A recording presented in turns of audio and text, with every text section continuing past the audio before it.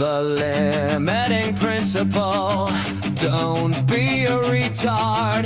Never be retarded. Death before retardation. The limiting principle. Podcast The Limiting Principle.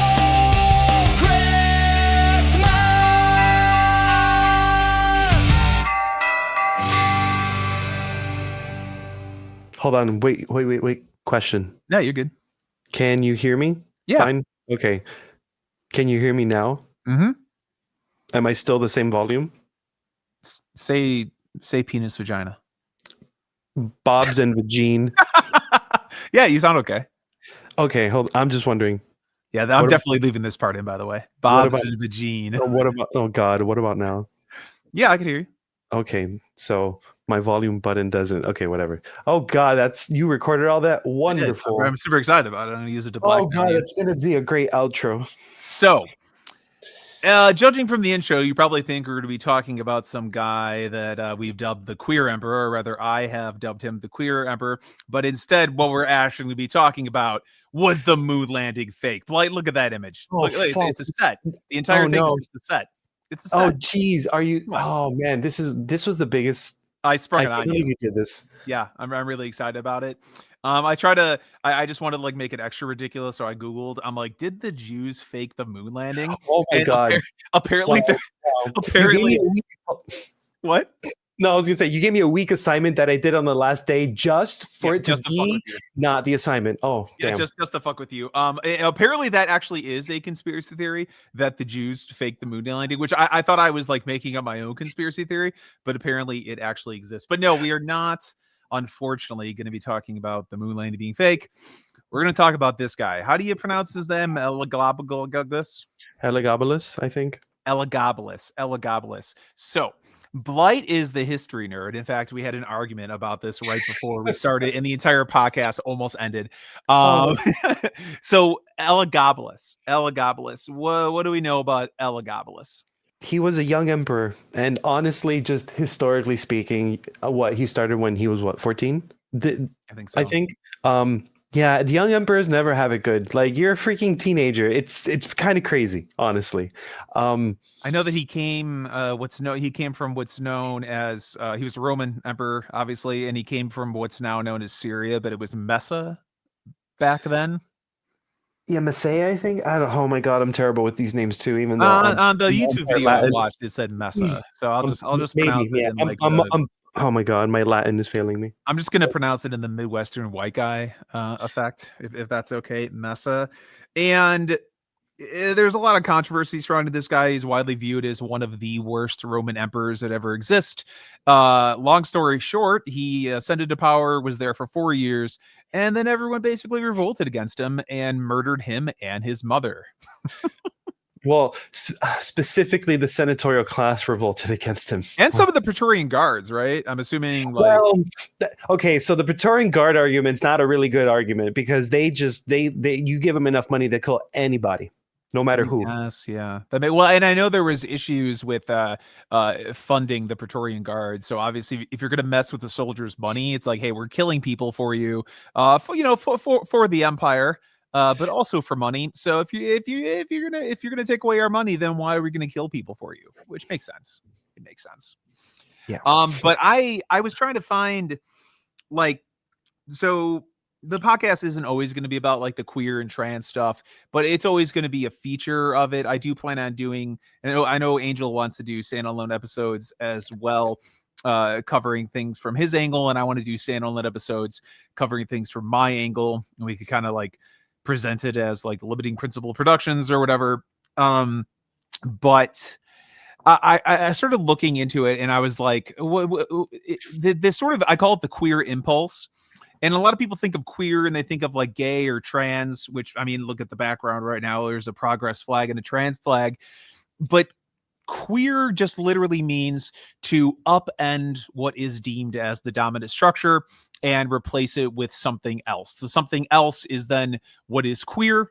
And it is the idea that these people have that are sort of enacting this revolution. Of course, it's a perpetual revolution, because as soon as that queer things becomes dominant, then that must be queered. So you just keep queering and queering and queering for all of history. So I wanted to see if there was someone in like ancient history that there were some parallels to be drawn to our current issue, specifically with the left adopting queer politics. And I found this guy, Elegabalus.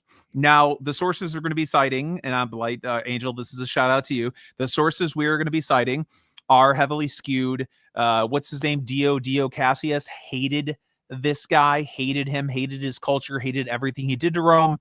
So there is some question as to, how true or false these things are. But my opinion is that we can only go off of the historical texts that we have at our disposal.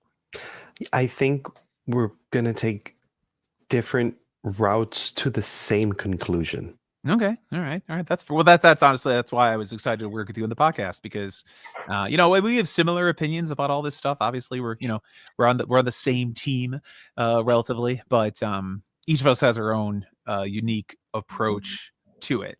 I have some notes. He was born Elagabalus was born into a family of aristocrats in Emesa, which we would call Syria today. Dude was not called Elagabalus when he was alive. I'm pretty sure that was like a posthumous designation that they gave him. According to the sources that I read, in Rome, right, you worship the gods, you pay tribute to the gods, but in his culture, you worship the gods essentially by becoming them. That's what I read. Didn't you say that? What did this guy do with the gods of Rome? Didn't he marry a god? And that sounds ridiculous, but didn't he try to marry a god? So my take on this is that he was effeminate. Yeah, he wore makeup, but it was because of he was the high. He subverts the culture in a lot of interesting ways. He usually preferred his position to high priest as opposed to being emperor, or being Pontifex Maximus. Like he brought in his culture instead of taking the mantle of emperor of Rome. But what he did to the gods was, I think, the reason they offed him very quickly. Not just his persecution against the senatorial class, which Cassius Dio was a part of, but he took Jupiter, Zeus, basically evolved version of Zeus. Let's just go there. The Romanized version of Zeus. He replaced them with Elagabalus, with his god, and essentially forced all of Rome to pay tribute and worship that god first, and then married Athena to that god, divorced them because Athena was not good enough, and then took a goddess from freaking Carthage and brought her to Rome. Like, remember, this is the same Rome that became an empire because of standing on the ashes of Carthage. So this is just an affront. Like, you're bringing what? Like, that was probably his most offensive thing. And so because of that, Cassius Dio probably embellished a lot and exaggerated a lot, which, probably started from, he was definitely a pervert and he definitely was hypersexual. Those things are 100% factual. Okay. And as you can see, I have this inflammatory image right here of Elagabalus with the pride flag, and I didn't even make this. I found it on some website. God. But like, I mean, just so like what we're gonna try to be doing here is I really wanted to draw parallels. Like, so there's so many like fake history videos out there about this guy. Oh, he was the first trans emperor. He was the first queer emperor. Now, like, to be trans and to be queer, despite what they say about trans and queer people always existing, it is a present day phenomenon. This is a new phenomenon that sprung out of various studies of human nature. The parallel that I want to draw is that I would like to call it the queer impulse, basically, that in every society that reaches a level of success and then decadence, kind of going into the last episode we talked about in terms of the cycles of history, every time these structures are put in place, Eventually some new people come along and they feel that they are oppressed by these structures. They don't like these structures. They view these structures as artificially created. That's like why the trans and queer people talk about the socially constructed nature of reality. And it's like, well, yeah, like a lot of the things that we exist in and the things that we believe are socially constructed. That's why it's always like, I was like talking to the queer activists and I'm like, well, like, why not just make pedophilia legal? And they're like, oh, it's because, well, that's sick. And it's like, yeah, but like the idea that in America that a child is only, able to have sex when they're 18 is a social construct. It's literally a social construct. Oh God. Well, I try to like use their own logic again, and then of course they just go, "Oh, it just sounds like you want to bang kids, bro." And I'm like, no, I'm using your own logic against you. You could apply that sort of social constructivist logic to anything. They just apply it to things that they don't like: the gender binary, the nuclear family, man and woman being together. So you could literally just use their own logic against them to point out the flaws in their logic, but they don't care about that because there is a twisted logic to it, but it's more so about using this sort of postmodern lens in order to deconstruct the things they hate. Yeah, I get it. Yeah. This just, honestly, the decadence of the West has not truly begun. No, we're nowhere like like people think this is bad. No, we're not there yet. Don't worry. Yeah, no, don't worry. We have so much to look forward to. Now, while Elagabalus never claimed that he was the sun god Elagabal, which is a god that he brought over, a foreign god. And what did you say, that he tore down their existing god that they held to the highest level of reverence? He basically replaced Jupiter with Elegable. Yeah, And Elagabal. that is horrible. That gives me Akhenaten vibes. The whole let's worship the sun disk instead of this whole Egyptian pantheon that we had for thousands of years. Oh, the backlash. Oh, yeah, and that's what we're seeing. And once again, it's just another parallel. That's what we're seeing now. We're seeing a cultural revolution where over the last 10 years they're tearing down statues. They're casting all of the founders of the country as evil white supremacists that hated people of color. So, and we're seeing, honestly, if you look at it, the left is like a secular religion. So if you look at all these different holidays that are being put forth, what's it called, Juneteenth, all of these like queer holidays, there's like I think over 100, I can't even remember, trans holidays. These are all like the new gods that they're trying to raise up in order to replace the old gods of America and the West. Okay, I'm gonna say, hold on, give me a second. I'm gonna say something that's, here's my hot take. Elagabalus was essentially he had the exact energy and vibes of a violent Islamic terrorist. He's like, this is the god. Fuck you if you don't agree. I'm going to kill you. I'm going to find you. I'm going to do horrible things to you. I might kill your children. Let's have some sacrifices. I don't know, but I'm just going to persecute you until you follow my traditions. Yeah. That's my take. That's my working hypothesis. Yeah, far. No, that there is which definitely, honestly goes line in line with what you're saying, because a violent religious takeover of a country that's become a little bit secular. Yep. and right, you remove religion from all aspects of society and pretend that we could have this secular society as if we've like achieved this sort of like end of history type of perspective on truth, and that we can use science to know exactly what is true and what is not.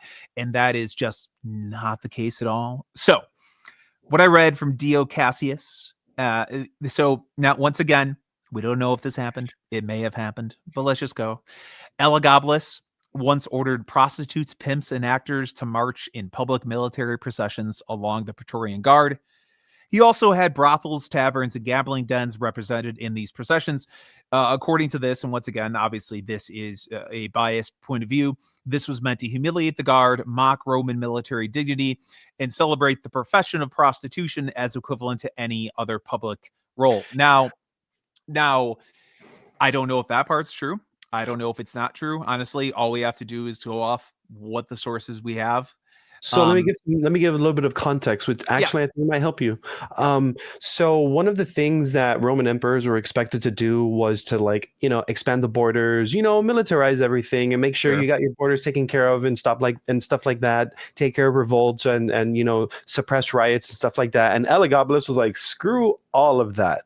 So you can say he had a disdain towards the Roman military, which you sort of need that in order for legitimate power. And so if you don't, you really don't have to pay the Praetorian Guard or any guard a lot of money to kill that sort of emperor that's sort of spitting on you. So I mean, there is contextual evidence that would sort of would reinforce that. I don't know to that extreme degree, but yeah, he definitely had disdain. Sure. And I definitely think that he had this like sort of deconstructionist impulse. Like, I don't care about your traditions. I care about my traditions. Is it deconstructionist, or is it just, I don't like, I mean, to me, the way you start deconstructing things is by no longer paying the respect to the existing structures that are in place that you hold dear, and you mock them and make fun of them in order to deconstruct them to then put in your own structures. That's the way I look at everything it. Like is in that case is sort of every sort of conquering over culture deconstructionism or something like that? I'd say that there's very what's more deconstructionist than the founding fathers rejecting the right of kings and saying that I'm not okay. I was just like I just want to see how far you'd go. It's like, okay, yes. I'm like, oh, okay, all right. I think a lot of it. Yeah, it's really funny. Somebody posted. Bugman Hagel on X posted about how they're trying to like replace different native populations of Western countries, and then somebody commented. He was like, I commented too, like mocking it, and he's like, yeah, but like she was talking about specifically like white, like Europeans and white Americans.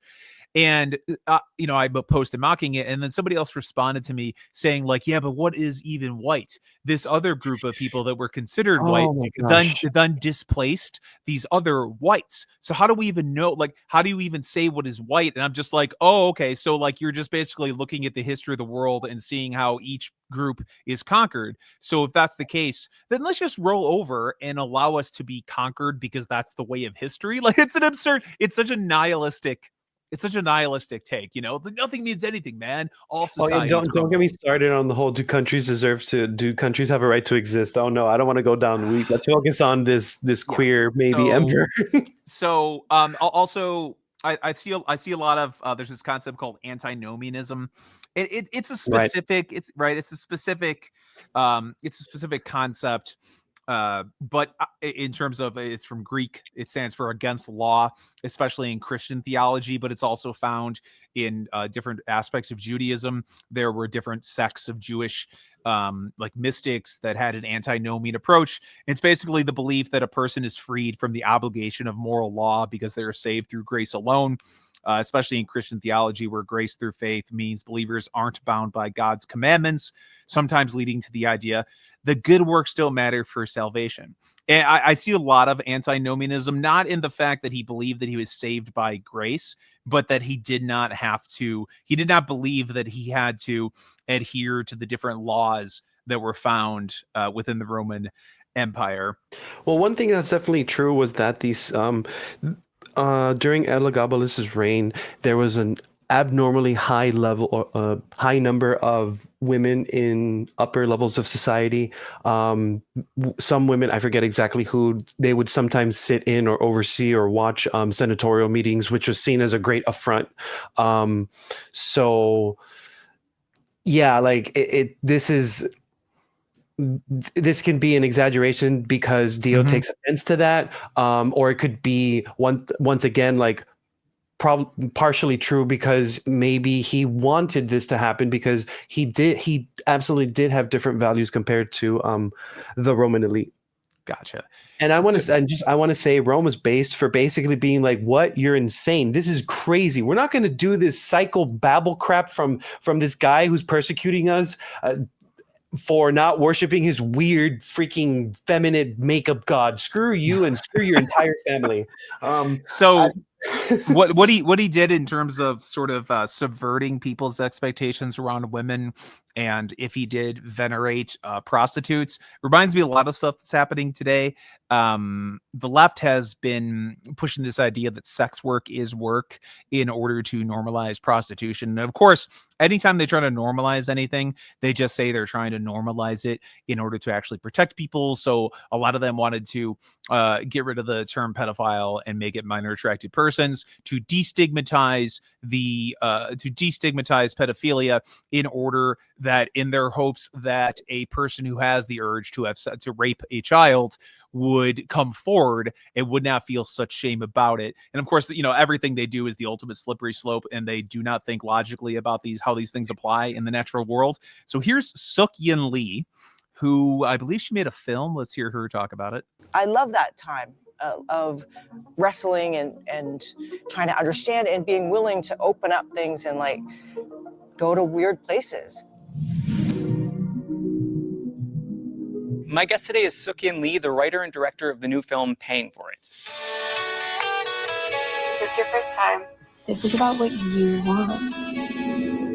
This is so funny. Are you ready? Are you ready? Okay, this is what he wants. I have vaginal intercourse with you. Okay. You look happy. What? I just saw a prostitute. It's my real name. Chester. Hi, Suk-Yin. Hello, Peter. Thanks so much for coming by. So yeah, they made a wacky rom-com told from the perspective of a John, trying to basically humanize the degenerate urge that a man feels when he goes to trying to find a hooker and pay for sex. That's what this person did. And of course, she is queer and she abides by the doctrine of queer theory. So she injects that into all of her work. Okay, so why don't we just like accelerate this and start the pendulum, reversing the other way? Well, I mean, there are a lot of the dissident right, a lot of them are accelerationists. And it's funny because, a lot of the like classical liberal types will be like, hey, life is life is mostly good. You got a family, you got this, and you got that. But like the dissident right looks at it as in like, yeah, but if we continue down our like current trend, it's just going to devolve more and more. So those hard times that come with a pendulum swing in the opposite direction are going to be here, and it's only going to get worse. I know it's just terrible that societies have to suffer such a massive cost before they're like, oh, maybe we should do something about this. Actually, only like maybe 10% of the population cares enough. Oh no, we don't. Oh, woe is me. Gee. Yeah, so let's continue here. I think there's a little more gold in what this lunatic has to say. I'm very surreal. It's very surreal to be here. Oh yeah, because you've been in this building many times. Yeah. I've lived and breathed the hallways of this building, and so walking up here is like, woo, it's sort of like altered reality, and now I'm here in this reality in your space. Yeah, well, with your plant. Yeah, with plants. Amazing. Well, I am so excited to ask you about this wonderful film, Paying for It, which is an adaptation of Chester Brown's graphic novel. Paying for it. And by the it means sex, as he described vaginal sex. Paying you see for the beautiful colors and the upper right hand corner, the beautiful contrast between those two colors. How wonderful. It's lovely. Novel of the same name. A novel that you are very much a character in. Mm-hmm. And I just felt that this movie is such a love letter to your relationship with Chester and to Chester himself. And I just wanted maybe to start off, for those that aren't aware, maybe if you could tell us the origin story of your relationship with Chester. Sure. Yeah. So Chester Brown is a fantastic cartoonist. He's also my family. I've known him for a long time. He's my best friend. He was my first significant love of my life. And in 2011, he came out with an extraordinary book. It was called Paying for It, graphic novel. And it really spoke to me. It was about his exploration of paying for sex in the late 90s in Toronto as a John. And it was pretty much like a political tract on the decriminalization of consensual sex work, because as Chester went into the world and met people, he saw the sort of disparity in terms of like lack of rights that sex workers are afforded, and essentially it was a political treatise around those ideas. And to me, they had everything to do with not only sex worker rights but also labor rights and women's rights, POC rights, LGBTQ2SIA rights. Yeah. There's a kind of like he articulated. And that's Hold on, intersection. boy, no, That's intersectionality, right? None of us are free until all of us are free. It's but not like- just. Yeah, go ahead. okay, but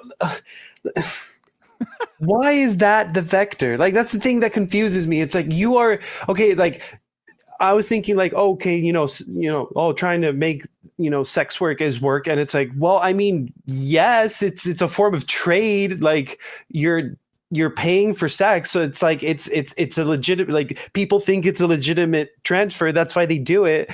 But like, if you're degrading yourself like that, and I'm not saying like that encourages like any sort of like sexual assault or anything like that, but you're talking about rights while selling your body to strangers. I don't know. That's not the right way of doing things. I know, and of course she's queer. All these people that push this are queer. So it doesn't even.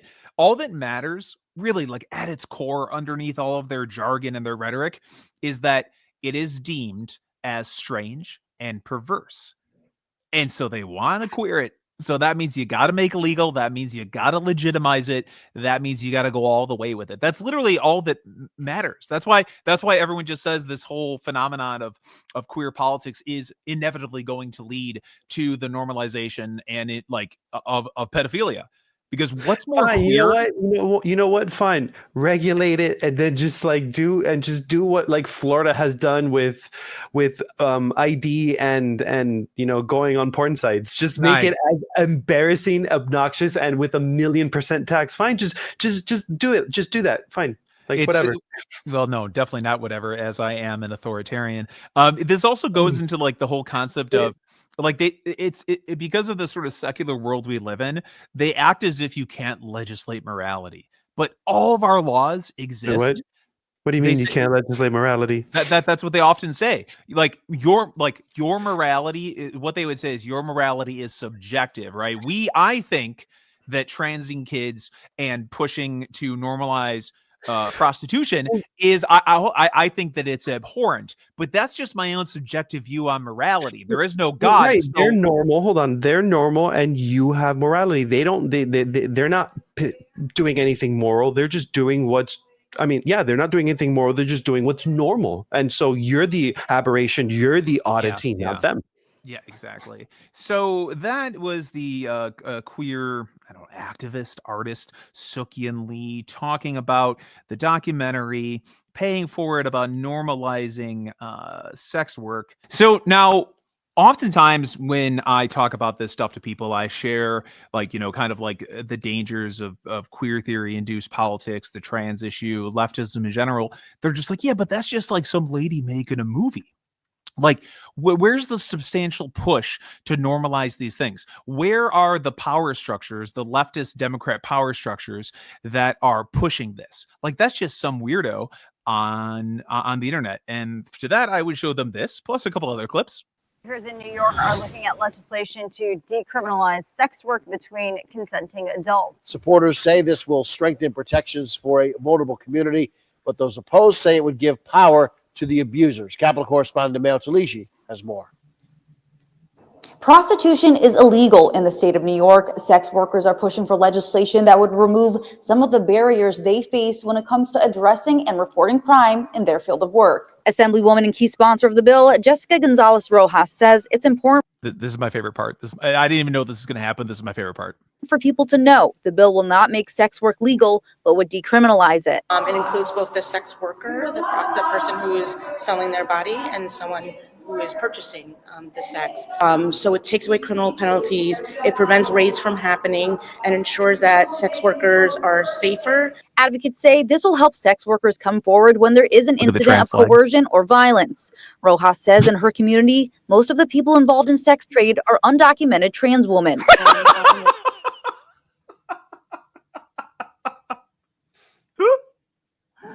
You see, Wait, what? Do you see?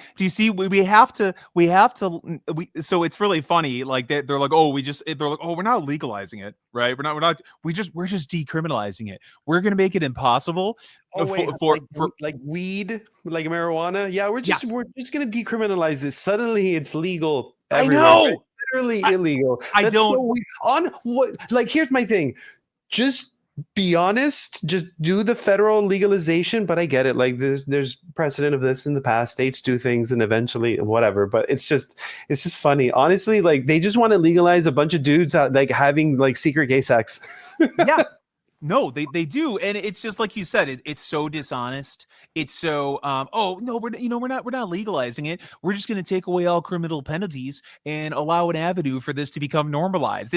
I just don't, and that's what they're incrementalists, right? So they can't just say what they want to do, even though if you listen to them, they're clearly saying what they want to do, but they can't just outright say these insane things. So they have to trick like unsuspecting, nice, normie progressives into being like, oh well, that's good because did you see that image of that guy with his clenched fist that he was going to beat up that prostitute? We don't want prostitutes to get beaten up, so let's save them. And of course, this just plays into this empathy. They constantly appeal to the best part of us, our ability to sympathize and empathize with people in order to get their insane agendas across. It's very. But in the end, it's just dudes beating up dudes. Yep, and I just love how trans women, of course, trans women are the ones who are mostly affected by this, of course, because specifically if you're a black trans woman in terms of the intersectional hierarchy, you are the most oppressed. Like a trans black woman is oppressed in a much more severe way than just a straight black guy. In fact, one of the funniest articles ever was from the root, especially if you're a Muslim black trans woman. You are the holy grail of intersectionality right there. Illinois could soon decriminalize sex work. 2 Democratic state lawmakers plan to introduce a bill that would decriminalize consensual sex work, expunge records for sex workers, and establish a sex workers' bill of rights. The legislation does not alter penalties for sex traffickers or for those who abuse sex workers. Advocates say sex workers are currently working in the shadows, and this new bill will help to keep sex workers safe, allowing them to vet potential clients, report crimes, and find safer workspaces. Sex workers should have the same basic. This is Will Guzzardi. Oh my God! I was like, "Is that Scott Wiener?" He's basically straight Scott Wiener with a beard. And we're gonna get to Guzzardi in a minute because he's got some interesting positions. But hold on, protections when they engage in their work as anybody else does. Last week, Representative Guzzardi, who you just heard from, introduced a bill passed by the Illinois House to replace the word prostitute with person engaged in the sex trade. By the way, this bill is currently going through the legislative process in Illinois. It was early in the legislative process in early 2025, and I'm assuming there's lots of arguments about it. But yeah, that bill may pass. That bill is currently awaiting the governor's signature. Reina Ortiz, I hope he runs on that. Worker Advisory Group, said, "For over 20 years, I worked as a sex worker here in the city of Chicago, and for over 20 years, lived under the fear and threat of violence. By passing this legislation, we will make Illinois a safer place for everyone, especially the most vulnerable in our communities." So one of the other people that is sponsoring this bill in order to decriminalize quote unquote sex work is a woman by the name of State Senator Selena Villanueva. And this person also championed an equitable restroom law. Now, keep in mind, this is a Main Street Democrat politician. This isn't just some lunatic on a YouTube video. Villanueva championed a newly signed law to allow gender-neutral multi-occupancy restrooms to be installed in private and public businesses. Businesses now have the autonomy to decide how to best show up for their communities, said Villanueva. The inclusivity of this law not only benefits members of the LGBTQ community, but also those with disabilities, the elderly, and people with young children. It's like, don't you want, like, if you let the men into the women's restrooms, that's going to help the crippled people, the old people, And the little kids, don't you care about them? Don't Yeah, you want the men are honorable people, are going to help them out. It's kind of like this whole help the old lady across the street, except like, I guess it helped the old lady go to the bathroom. I have no idea. Maybe. It's just, I just can't take it. I can't take this appeal to empathy about, crippled people, old people, kids.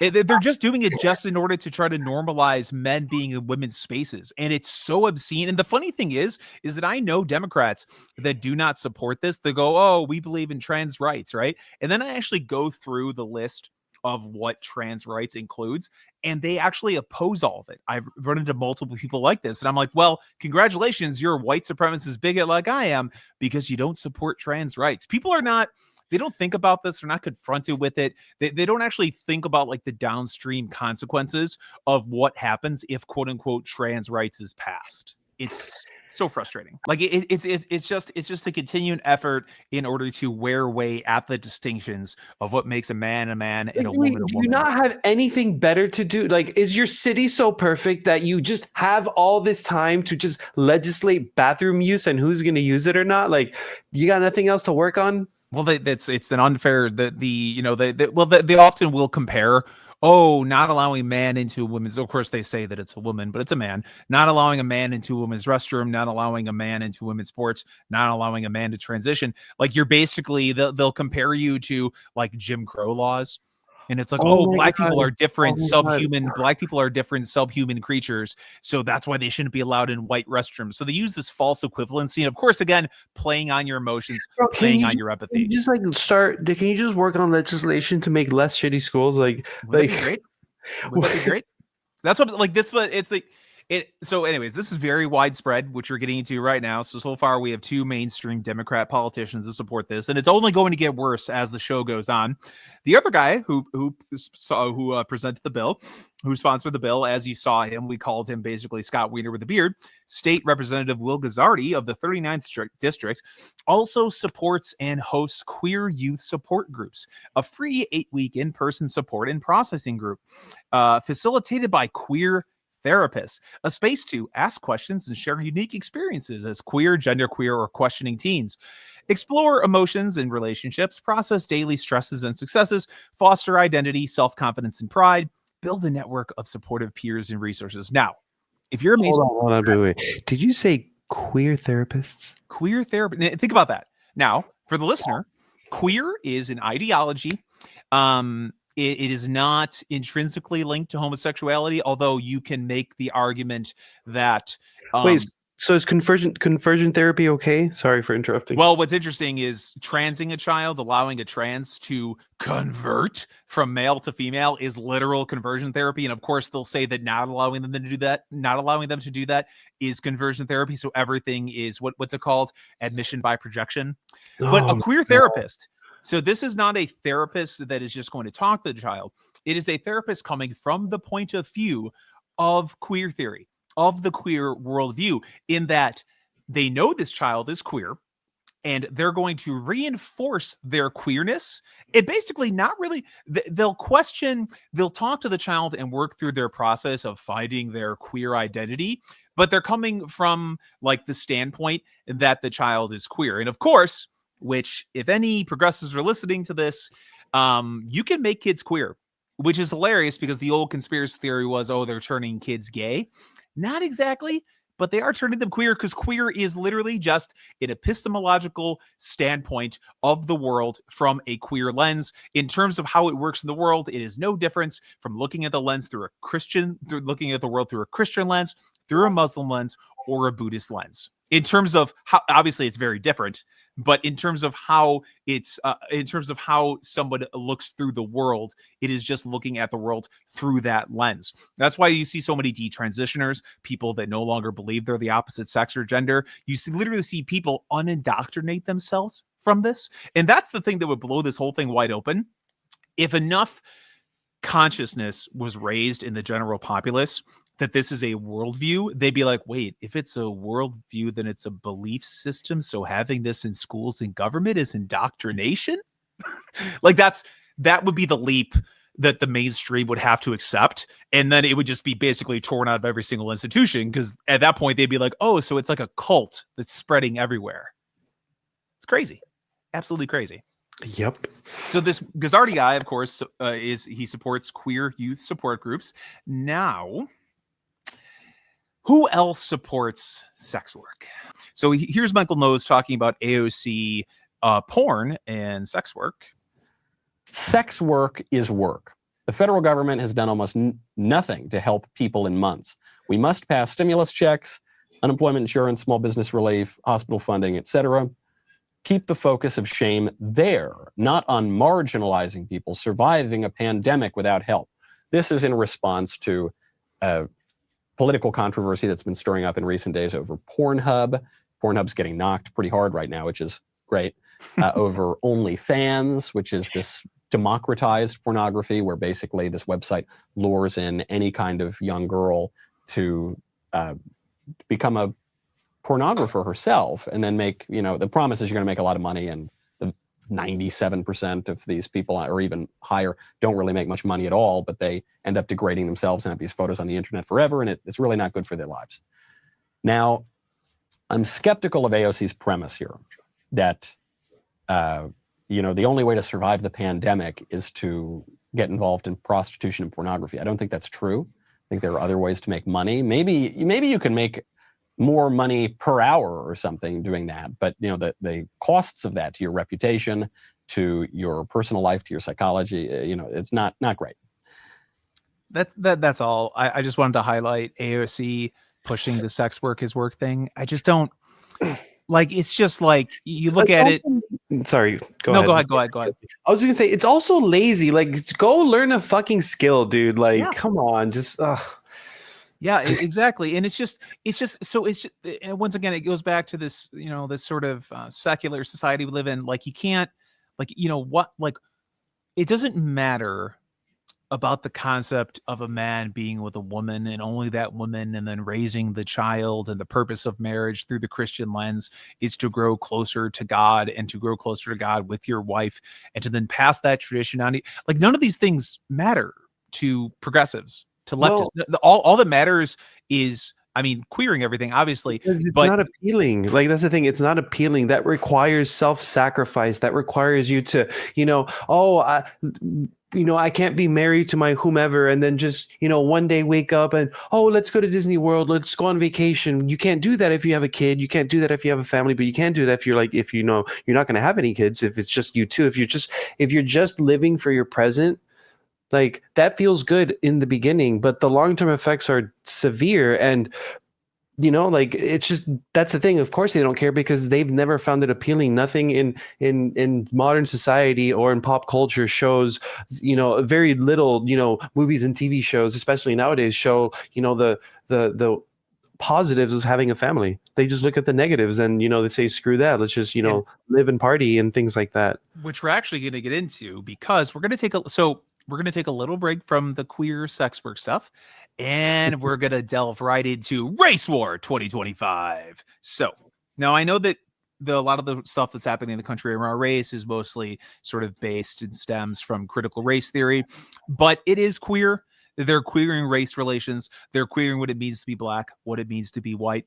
It's all the same deconstructionist garbage, especially if you look at it through the leftist intersectional lens. Queer liberation is black liberation, and black liberation is queer liberation. They all must be liberated. And it's interesting because you said, right, why do these people downplay these just objectively good things, the nuclear family? Why do they actually downplay this? And it all has to do with a concept called whiteness and the left's big bad white supremacy, which we're going to get into. Oh wait, are you going to the poster? Are you putting up the poster? Oh, that's definitely going to be one of them. Oh my God, the poster. I love the poster. Oh my God, yes. I showed that to the guy actually who is going to be the podcast host, my other co-host. I showed him that when he was peak left, and he looked at me and went, "This is actually a good thing." Oh my God. No, I showed it to my 6th graders and they lost their minds. Oh my God, they just lost it. They're like, "This is not real." I'm like, "It's Smithsonian. It's a thing." Yeah. So hold on. Oh my gosh, yes. So here we go. Okay. So now, obviously, this episode is largely about jumping off of Elagabalus as a starting point, and then sort of just we're going to come back to him too. Oh, absolutely. I'm going to talk about it right now. To basically just talk about the sort of deconstructionist nature of leftism and how this impulse is just a very, very common thing throughout history. And a lot of the deconstructionist nature of the left's modern movement, if it's not about gender, it's about race. In terms of Elagabalus, he basically sought to upend every traditional norm in Rome, it seems. It didn't matter what it was. He brought in his own Eastern god, a sun god that he was named after, to subvert the existing gods the Romans worshipped.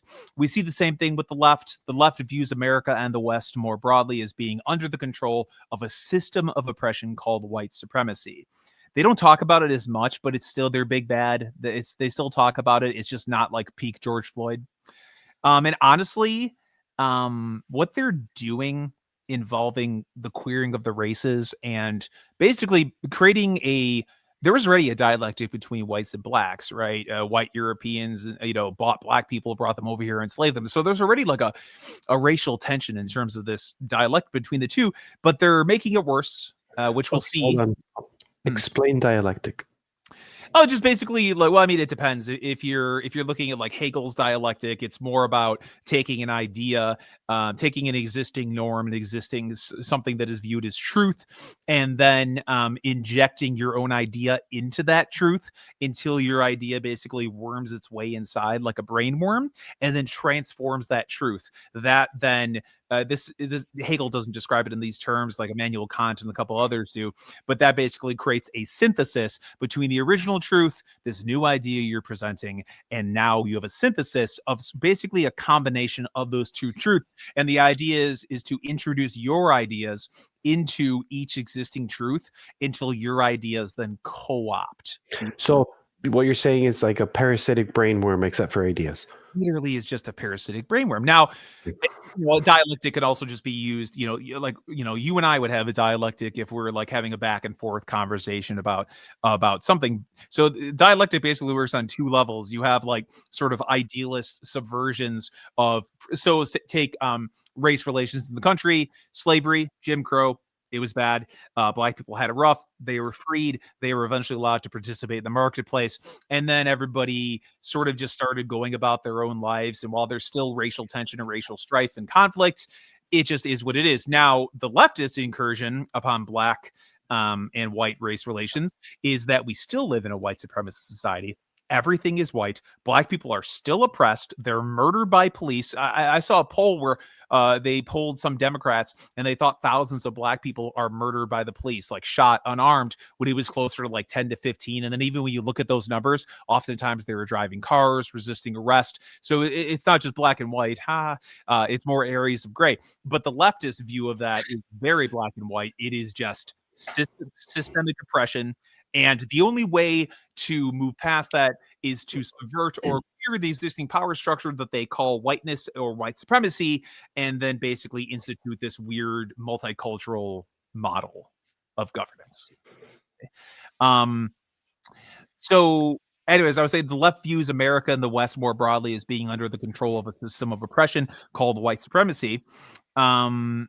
But honestly, and I know that everyone's talking about the post-World War II consensus, and they're sick of comparing everything to Hitler, but I can ignore the parallels. Similar to what Hitler did to the Jews leading up to the Holocaust, leftist academics have created classes on whiteness. Like what did Hitler do? He pathologized the Jews. He took some existing truths about Jewish people and some of them being communists, and then basically created an ideology about what they were doing and what they believed and how they were just like a parasitic race that was just feeding off of the existing German population, and created this entire basically ideology around Jewish people. And that's exactly what they're doing to the white populace, but also to the black populace. They're literally queering them instead of just trying to make race relations better.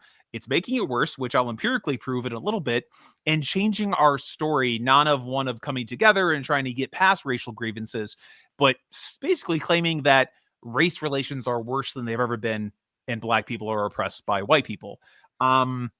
At least several dozen institutions have offered whiteness studies courses. As of 2004, a Washington Post report said at least 30 U.S. colleges and universities had offered classes in whiteness studies. And these are prestigious institutions: Princeton, UCLA, University of New Mexico, UMass, Amherst. And many universities include whiteness topics with broader programs. So there's not like a whiteness degree, but it's often a crucial. No. Go ahead. No, it's just eventually it's going to be a degree. I'm an expert on whiteness. Oh, no. Yeah, well, I mean, I'll go there and get straight A's, obviously, since I'm Irish, Dutch, and Swedish. I'm as pale as it get. One time, I fell asleep in the sun without sunscreen for 2 hours, and I woke up with second-degree burns. Oh, dear. I'm literally a vampire. Horrible. I'm just a vampire person. So I was saying that, so there's no straight-up whiteness degrees, but there's courses contained within other larger majors and departments. So like critical race and ethnic studies, African American or Black studies, sociology, race and ethnicity, and so on. And so see, it's like you can't just teach about whiteness. It's the intersectional approach of basically creating that dialectic between this concept called whiteness and how it affects these marginalized ethnic communities, because you need the conflict there to drive that conflict forward, which is why you just don't have just straight up whiteness studies. There's a bunch of different classes in higher education, a course offered in sociology, history, education, or ethnic studies that they'll teach about whiteness. An elective with broader degrees, they literally offer it as an elective. Hey, you're here for an engineering degree? Well, let's learn about white people. A module in critical race theory related classes. It's important to note, and once again, this is just reiterating the point, there's no straight up degrees on whiteness studies. The classes on whiteness are always contained within degrees in the sociological fields, and the studies of whiteness are always framed in dialectical opposition to blackness. That whiteness is what is holding Black people back and all other peoples back. And only once we abolish whiteness will we ever truly be free. And of course, they'll say, we're not talking about white people, we're talking about whiteness. And it's like, okay, let's just pretend you're Hitler. We're not talking about Jewish people. We're just talking about Jewishness. There is no difference. It's the same demonization. It's the exact same thing. There's just no difference. Literally no difference. Oh my God. And once again, I don't like invoking Hitler because it gets old, and the Hitler and what he was, and then some of the myth around him and the horrible things he did is, it's basically invoked to destroy this idea that white people could ever have any consciousness about their race, because if you become racially conscious and you're white, the left will basically say, well, then that just means you're Hitler. Well, scary things happen when white people do that. Yeah, sometimes. But I personally, I think it's it happens. I mean, it happens everywhere else too. Exactly. So it's this basically, nationalism and ethno-narcissism for me, but not for thee. And that all that's doing is just creating more racial tension, because you have all these young Gen Z and Gen Alpha kids that are watching Ben Shapiro and these other guys, and they're like, wait, like the Blacks are collectivizing around race, the LGBTQ people are collectivizing around their culture and sexuality and gender, and like the Jewish people are collectivizing around their ethnicity and their country and their religion, and then we can't do it. And it's like, yeah, and they're basically like, well, yeah, because of Hitler. And you have these young people that are like, bro, I don't care. And it gets to a point where they're like, okay, well, if you're going to call me Hitler, then I guess I'll just be Hitler. It's literally the meme about a neo-Nazi being pushed. People cannot have solidarity with their race because of Genghis Khan. Yeah, basically. I'm sure we can go back as far as that. But it's like, personally, I would like, because the whole racial consciousness among white people is going to happen either way. It's just happening, and it could go in a really bad direction where it's not just about having a racial consciousness and realizing how we're manipulated about all of our race, all of the races. It becomes, well, whites against blacks, whites against Jews, whites against this, Christians against this. And once you get to that point, it's just war. I mean, this whole racial consciousness, what the real racial consciousness should be is, most of human conflict is because of hyperfixating on these racial differences. Maybe we should be chill with each other to avoid the mistakes of the past. I mean, that'd be nice, but But that's too easy. You're right. It's just too simple of an explanation. We need revenge. We need it. But you also thrive on revenge and vengeance and wanting to feel important. I'm going to avenge my ancestors. Like, we're so fucking primal. We pretend to be sophisticated and modern with our suits and universities, but like all we're doing is channeling like primal instincts from tens of thousands of years ago, and then we're just trying to justify it with freaking nerdy glasses. Yes, and but the thing is that those urges are always going to rise. So to me, it's about how to best temper them and push them in a healthy direction. No, of course, exactly. No, I fully agree with you. It's just like part of this whole thing is, we're going to create a new man and create this new racial. Oh gosh, it's just so boring. Yeah, they're trying to legislate. It's very interesting because I could say that the left is trying to legislate away the human condition to remake us into something else, which is always like the leftist communist project. But at the same time, before that, they're also amplifying those aspects of us in order to drive us into conflict. If we're going to legislate anything, it's going to be more like morality. Like, we have to force morality on our elites. Well, yeah, and the thing is that if you had like something resembling like a Christian republic, some sort of Christian form of governance that was actually done in like the true spirit of Christ, like it's we're not Muslims. We're not going to wage a crusade on you and force you to believe what we want. But at the same time, we are going to push a type of morality onto the populace. And I much rather have a Christian morality as opposed to some sort of deconstructionist morality that pits us against each other and mutilates kids and pushes it into a race war. Speaking of race war, there's an article, I believe it's actually a book, called Abolish the White Race.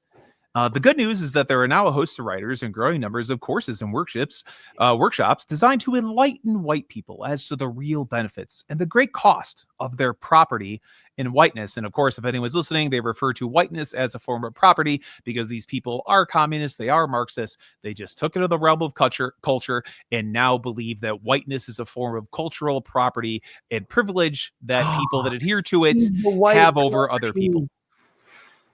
Yeah. And it's funny too, because black people can benefit from whiteness. If you're they talk about you're either black or you're politically black. You could be both. But if you're a black person that believes in individualism, all these other types of sort of like classically American things, you don't want to constantly start a race war. They'll say that you're not politically black. Politically black, it's ridiculous. But literally, if you're politically black, you're just a race communist. It's very simple. So this guy, I can't pronounce his name, Noel Ignatieff, he wrote about the rising racial consciousness in white people, basically instilling this sense of you're a white person, you're privileged because of this, and your very existence and adherence to whiteness is oppressing black people and queer people. And then we go on. This is one of my favorites. Whiteness is a bad deal. I can't remember what children's book this is from. I actually bought it. And I was like, that can't be real. So it's from a children's book and is specifically designed in order to indoctrinate children into like a critical lens when it comes to race. And as you can see on the right there, there's a contract binding you to whiteness and then a $sign because these people are communists and they view money as a source of evil, which of course it largely is sometimes. And then there's hellfire coming from the contract. And then there's a devil tail and the white hand that is outstretched is also attached to hooves. Hold on, wait a second. Hold on. Yeah. Who's that man on that bill? That's hilarious. Is that the founder of the Democratic Party? The projection is real. The projection is real. Oh my gosh, I didn't even notice that. Andrew Jackson, is that you? Oh my, that is. Hey, but they like switch. Hey, man, like, come on, they switch parties, man. Like they switch parties and stuff, which isn't true. Just don't look up at the history of Andrew Jackson, and the stuff that he did before being president. Do not. It says, contract binding you to whiteness, you get stolen land, stolen riches, special favors. Whiteness gets to mess endlessly with the lives of your friends, neighbors, loved ones, and all fellow humans of color, in caps, for the purpose of profit. Your soul, signed below, lands, riches, and favors may be revoked at any time for any reason. Now, of course, this is a book aimed at children, and I try to explain this to like mainstream progressives that would think this is strange. I'm like, these books are everywhere. There's dozens and dozens and dozens, and as we'll see, they're often aimed at kids. And we'll see a quote later on about how basically targeting the youth and co-opting their minds is how you claim the future, because if you claim the youth, well, then you have a divine right to the future. So the same guy that wrote that book also wrote an article about it, specifically calling for the abolishing of whiteness. It's never been more urgent. And then, of course, we go on to this fun little slide, and it's all books about whiteness. The different titles are Being White, Being Good, Seeing White Race. I can't read all of them. Treason to Whiteness is Loyalty to Humanity, White Awareness, White Shift, Angry White Men, Beyond the Whiteness of Whiteness, The Progressive Investment in Whiteness, The Dying of Whiteness, White Folks Who Teach in the Hood, White Privilege, White Royal Rage, White Like Me, and then what's that last one? Things that make white people uncomfortable. So this is just an ongoing series of books that are written by intellectuals that come from universities trained in usually ethnic studies with some focuses on whiteness. And they're largely about the problem of whiteness. But what is whiteness? It's this amorphous concept. And a lot of people who don't know a lot about it are probably watching this and going, is it about privilege? What is it actually about? What exactly, as these leftists have said throughout all these books, what do they seek to abolish when they talk about abolishing whiteness? Yes, the chart. I love the greatest chart of all time. So, oh my God, the infographic to rule them all. It really is. So, you know, a normie progressive might look at this and go, well, I mean, like, where'd you get that chart from? Like, what's that? Well, this was in the Smithsonian Museum, and it was largely created through a bunch of different sources, but mostly through academics that write those same kind of books and study whiteness in college. So let's talk about the aspects and assumptions of whiteness and white culture. Rugged individualism. The individual is the primary unit. Self-reliance is a component of whiteness. Independence and autonomy is highly valued. They're in control of their environment. You get what you deserve. The family structure, the nuclear family, the father, the mother, 2.3 children is the ideal social unit. So the nuclear family, the thing that all of society, Western society, is built on largely, is wait a second. This is self-sabotage because have two children, wait a second. Right? If you don't have that many children, then you have to bring in some more. Fascinating, isn't it? Interesting. So wait, let's look at this through the lens of abolishment. So the left, and of course, a progressive person who doesn't know about this, well, I don't want to do this. And I'm like, bro, this is what the entire political project of your party is about. It's been about this for 10 years or more, specifically when Trump went insane high levels during the COVID pandemic and George Floyd. But I'm sorry, if you're on the left, this is what you're voting for, regardless if you don't know, you're voting for it. So they want to abolish the individual, self-reliance. They want to abolish the nuclear family, the idea of a father and a mother, 2.3 children. They want to abolish the idea of the husband as the breadwinner, the wife as the homemaker. Children should not have their own rooms. They want to abolish that. What? That's like peak childhood, having your own room. That's amazing. You made it. You're royalty. Are you kidding? I know. Most children are white then. Yeah, right. Though that's exactly it. Any person, all person, you white kids, all you brown white kids, how dare you want your own room? Any person, regardless of their skin color, that adheres to these things adheres to whiteness. So they also want to abolish the scientific method, objective, rational, linear thinking, cause and effect relationships, quantitative emphasis. Because of course, they're the ones who tell us to trust the science. Trust the science. Well, trust their science. Oh. Yeah, I mean, like their science gave us trans kids. Their science gave us unfalsifiable claims about implicit bias involving race. You're saying their science is not objective? Oh man, You're it's saying almost their science is propaganda? What? yeah. Now, of How course, if dare you get too deep into it, it's really hard to tell if science can ever be truly objective. But if you test it enough, if you test something enough times, you can be like, oh, this keeps repeating itself. So we can say that it's as close to possible as being Maybe. true. So they want to abolish the Protestant work ethic. Religion! They want to abolish Christianity. Christianity is the norm, and Christianity is an aspect of whiteness, which I'm assuming a lot of Nigerians will be very upset by that. But of course, those people were whiteness was imposed upon those people They were by colonized. evil whites. Yeah, correct. It's not about bringing the word of God to people and being like, hey, if you like this, go ahead with it. It's not about that. It's about them enslaving these people to the oppressive form of Christianity, which of course is just whiteness. Anything other than Judeo-Christian tradition, abolish it. Stealth, status, power, authority, wealth equals worth. I mean, honestly, I'm okay with that one, not abolishing it, but I don't think your worth is determined by your wealth. I know a lot of poor people I think that we're all created in the image of God and we're all equal in the eyes of God. So everyone's worth is equal regardless of their standing. Your job is to these ones aren't as inflammatory. Oh, here we go. Abolish planning for the future. Abolish delayed gratification. This is actually hilarious. Progress is always best, which is funny because progressives created this, but I think the progress they're talking about is a different form of progress than what the progressives think. Get rid of the holidays. Got to abolish the holidays. Get rid of the Christian religions. Justice. Wait, hold on. The best one was when I was showing this to my sixth grader. Scroll up for a bit to the time. The time must follow rigid time schedules, time viewed as a commodity. And so a few of my students were like, all right, I'm going to be late to everything. And I'm going to be like, I'm fighting whiteness. I'm fighting whiteness. It's too late. So they're already locked in. They know what to do. They got the assignment. Dude, bro, there are literally articles about how, right, you've heard of like the derogatory term CPT, colored people time, how black people show up late, right? But I mean, obviously, I've showed up late a bunch of times too. It's not all black people. It's not all white people.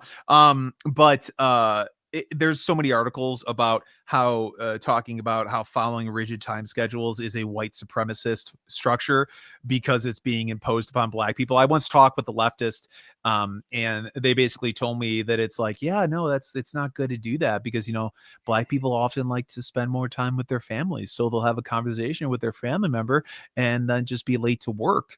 And who are we to punish that person? And I was like, oh, okay, So if you're like a black person, in your eyes, you should be allowed to be late to work because being on time is a form of whiteness.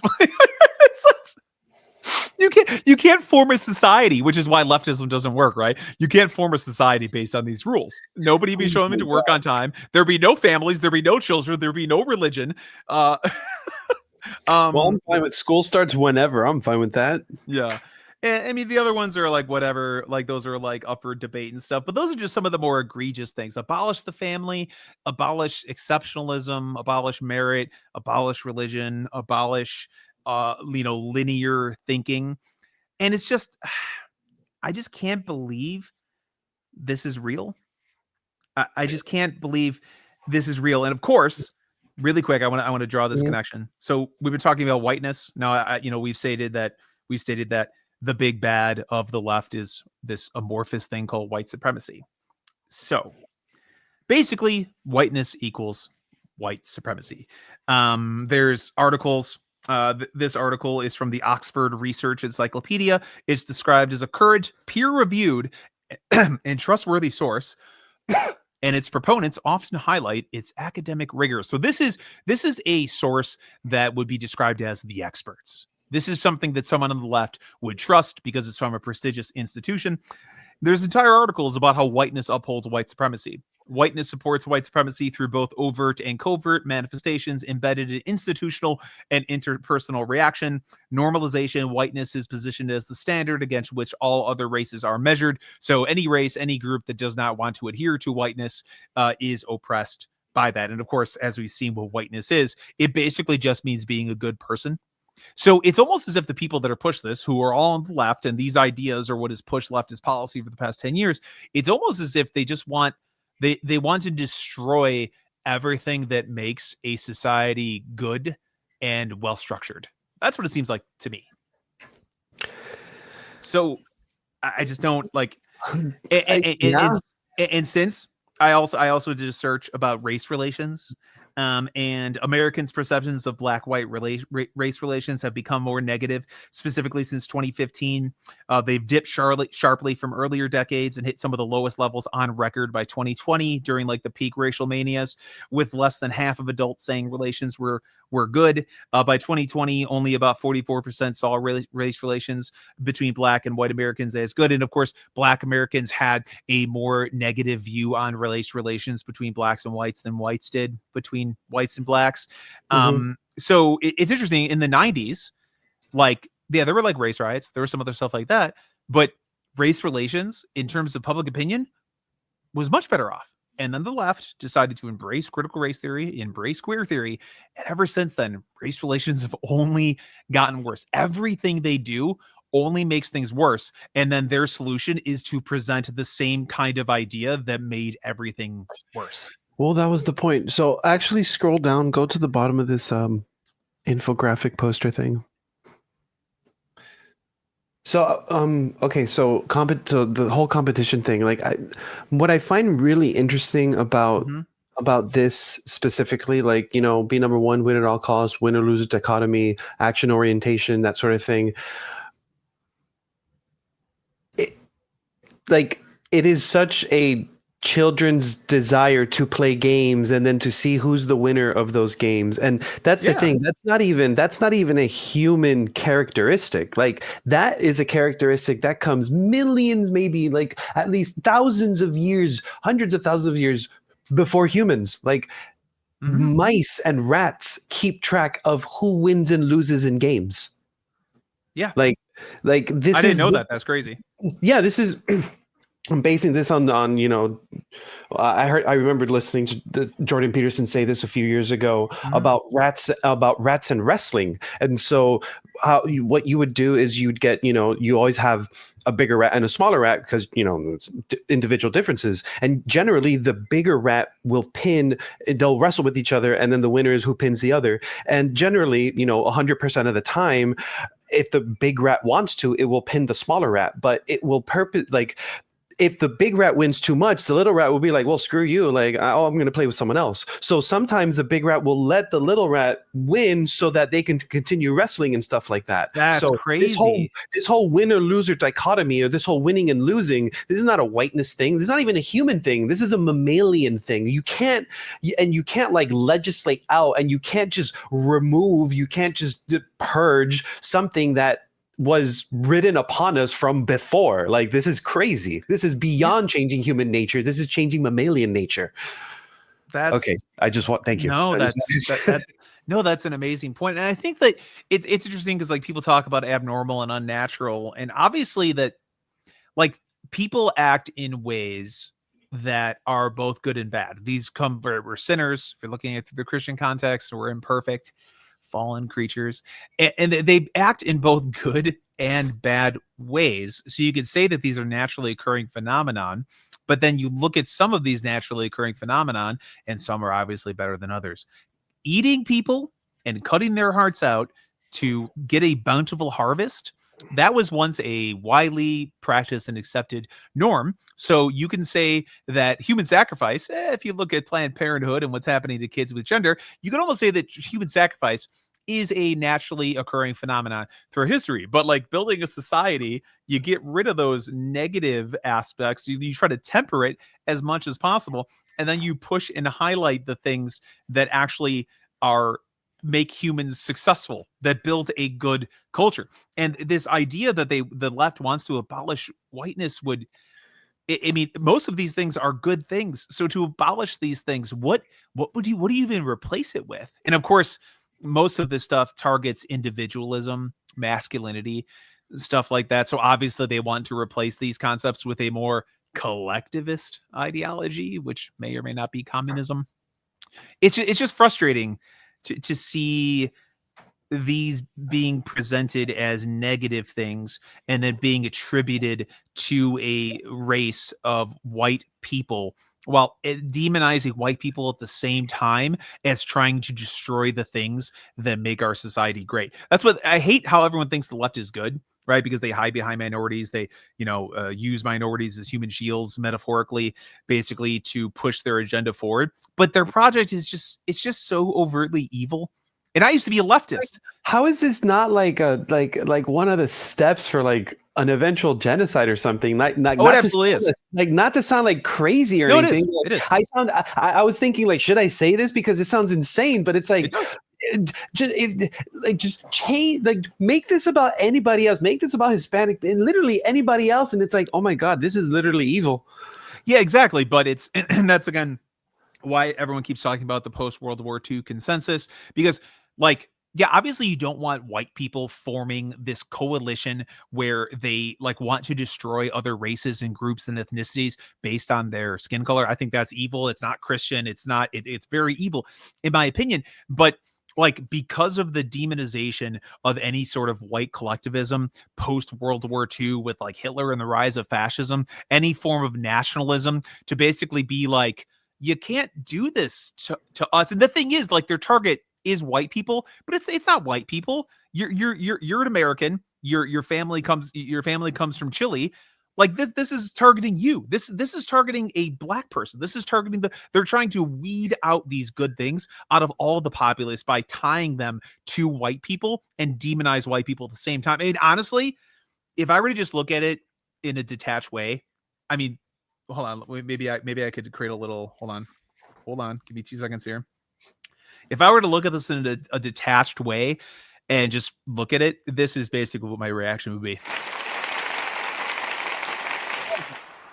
It's oh my gosh, so Machiavellian and so James Bond level deception. Honestly, it's maybe you guys deserve to win. You just play the game. Yeah. So fun fact, the Chileans and Argentinians are the whitest of the Hispanics. Well, that must be why we get along so well. Oh no. Look, it's just really cold down there in the south. Sun doesn't get there very much, and everyone's pale there. No, it's wild. It's wild. That's really cool. Let me see if I can do this. Hold on. Oh yeah, here we go. All white people are racist. So okay, so now, of course, the left champions itself as they're the white knights of all these marginalized groups. But their ideology, their ideas are driving so many people insane. They're pushing race tension. They're making white people angry. White people are beginning to collectivize around race, especially younger people. But they're also driving black people insane. This is Ashley Shackelford with a banger of a title. All white people are racist. All white people are racist. So I put this up because I really want any white person in the room to know up front that this is what we're dealing with, that it's not going to be this coddling of white tears and what that looks like. We're not going to discuss, maybe some of us have worked it out. No, you're always going to be racist, actually. So even when you're on your path to trying to figure out how to be a better PayPal, no way. Yeah, PayPal. I mean, just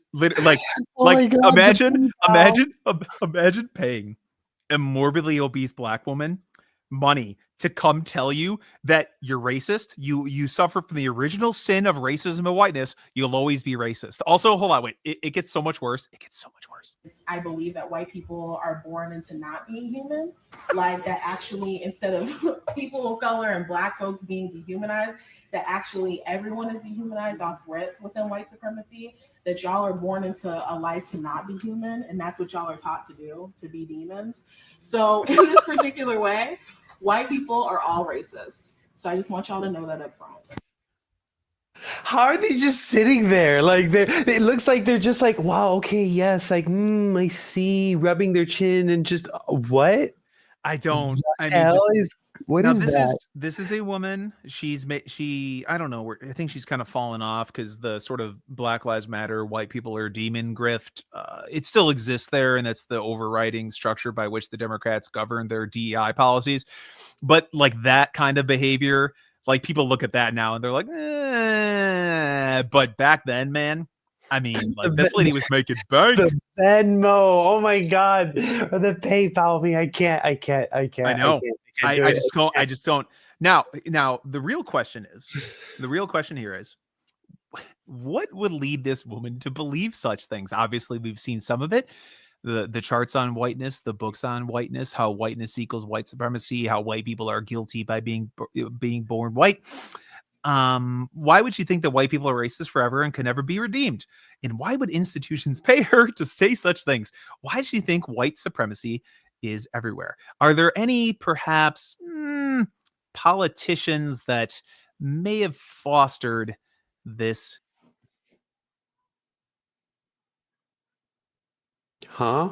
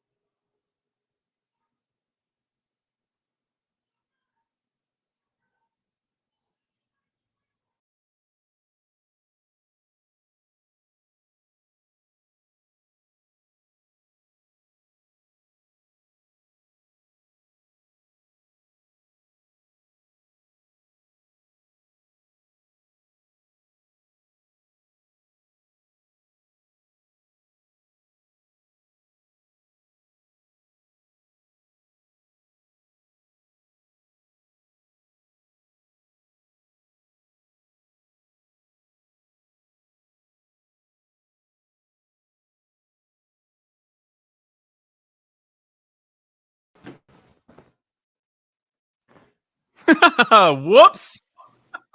You hear me? Yeah, and I can see you. Yeah. Look at I bought white beard dye, and I'm going to dye my beard and my hair white for Christmas. There's no way. Oh my God. My boss, I texted him a picture of me in this Christmas hat he bought us, and he was like, he just texted me back, and if you knew him, it's even funnier. But he texted me back, and he was like, "Dye your beard white," and I like put a laughing emoji, and he's like, "You think I'm joking?" So now, as a joke, I'm gonna dye my beard white and wear it for Christmas. Hold on, yeah, that was my bad. Hold on.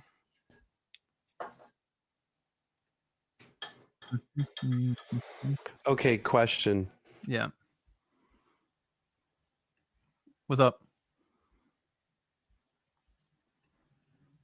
Blight? How about now? It's really low. Okay. I couldn't hear you before. But now you can? That's good. All right. So, hold on.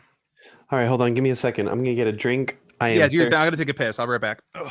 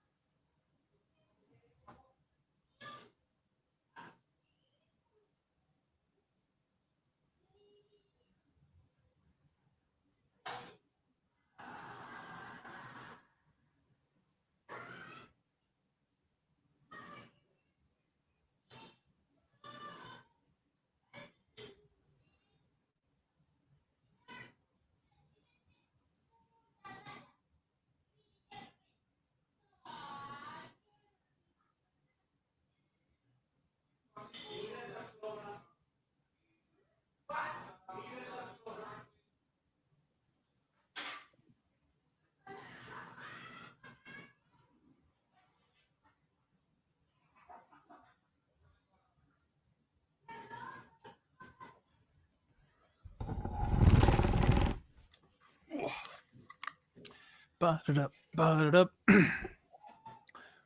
Boom.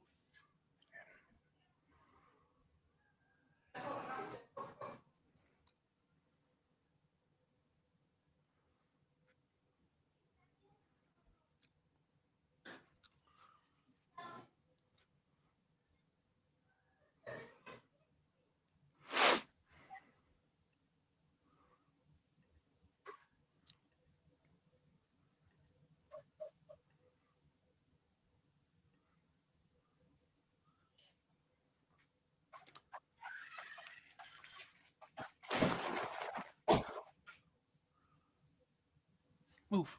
Come on, move, bro. Move. Stop it. You're very annoying. Yes, you are. Come here. Come on. Yes, you're very annoying. Mm-hmm. Annoying dog.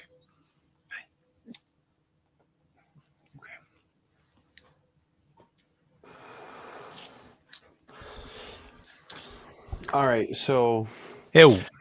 Okay, we have to circle back eventually to Elagabalus. Otherwise, I know we're gonna.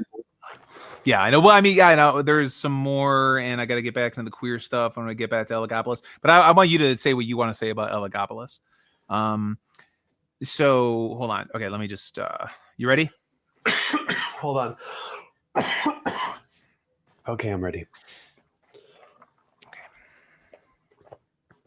Let me just now, as you saw, this completely detached black woman from reality calling white people demons. Obviously, we've sort of seen the lineage of these ideas and the study of whiteness and how whiteness just equals white supremacy, and really whiteness is just a metaphor for basically all the things that govern Western civilization. But what are there any politicians that may be responsible for fostering this idea? And this is one of the things that I really want to get across to any progressive person that may watch this.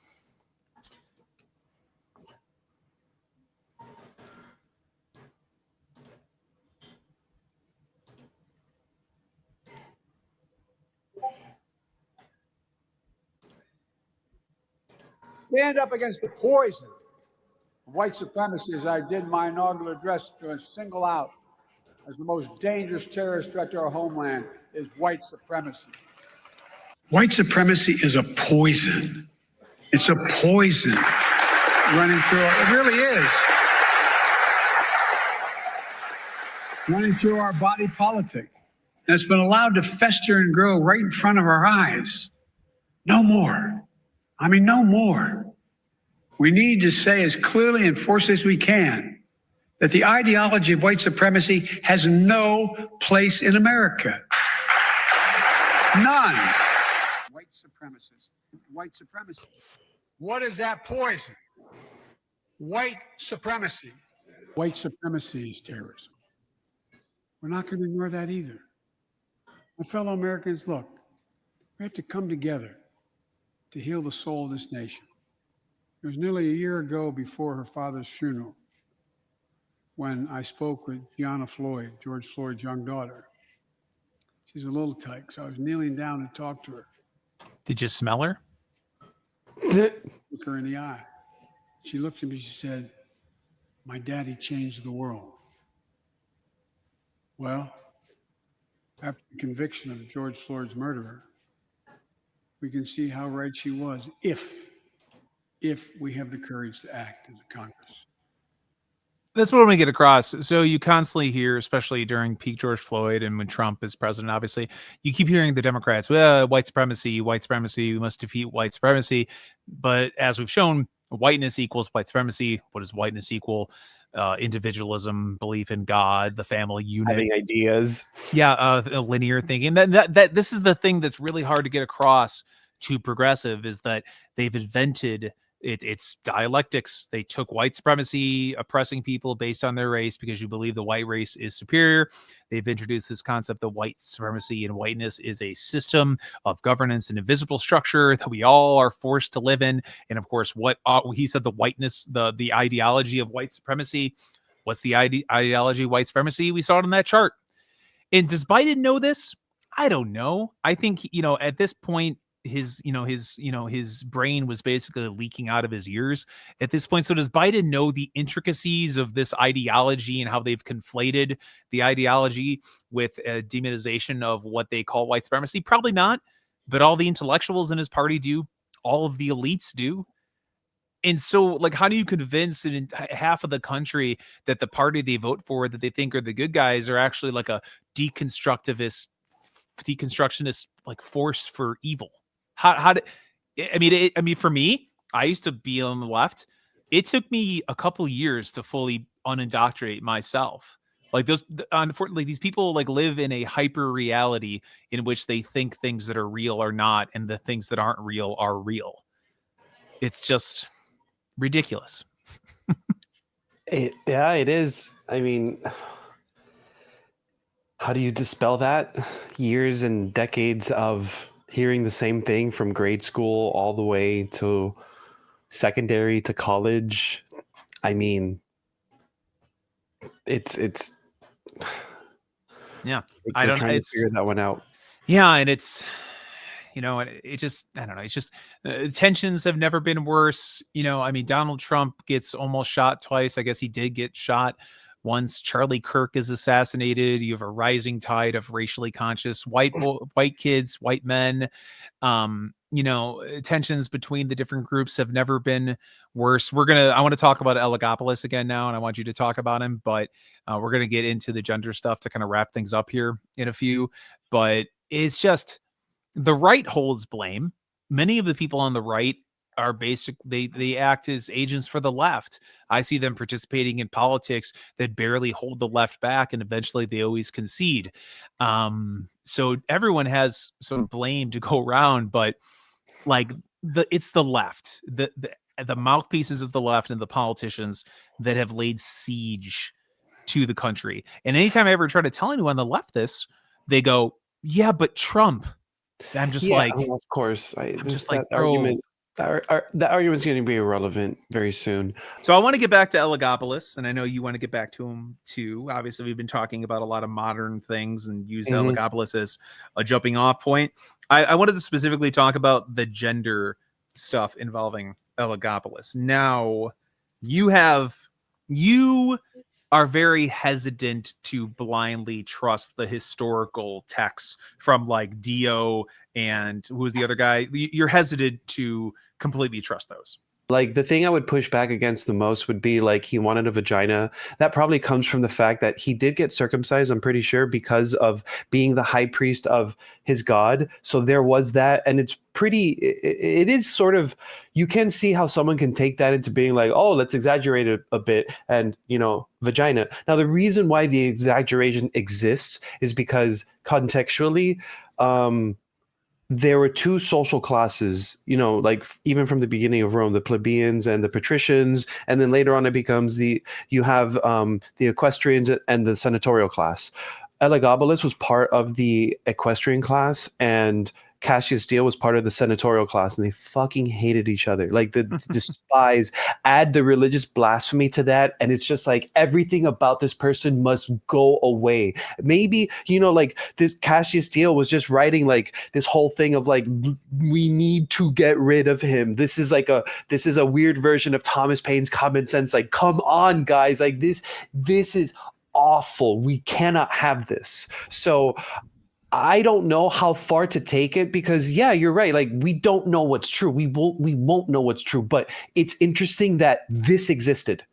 And that is important in itself, that there was this weird corruption. There's this weird depravity, this decadence. And maybe it goes in part with, I don't know what what it might deal with, but maybe there's just this perverse, devilish urge to just subvert what you have around you just because that in itself is bad enough for me.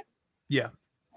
Now I'll just say that. So now, just from my point of view, I'll just plainly state what Cassius Dio and Herodian said about some of his gender stuff.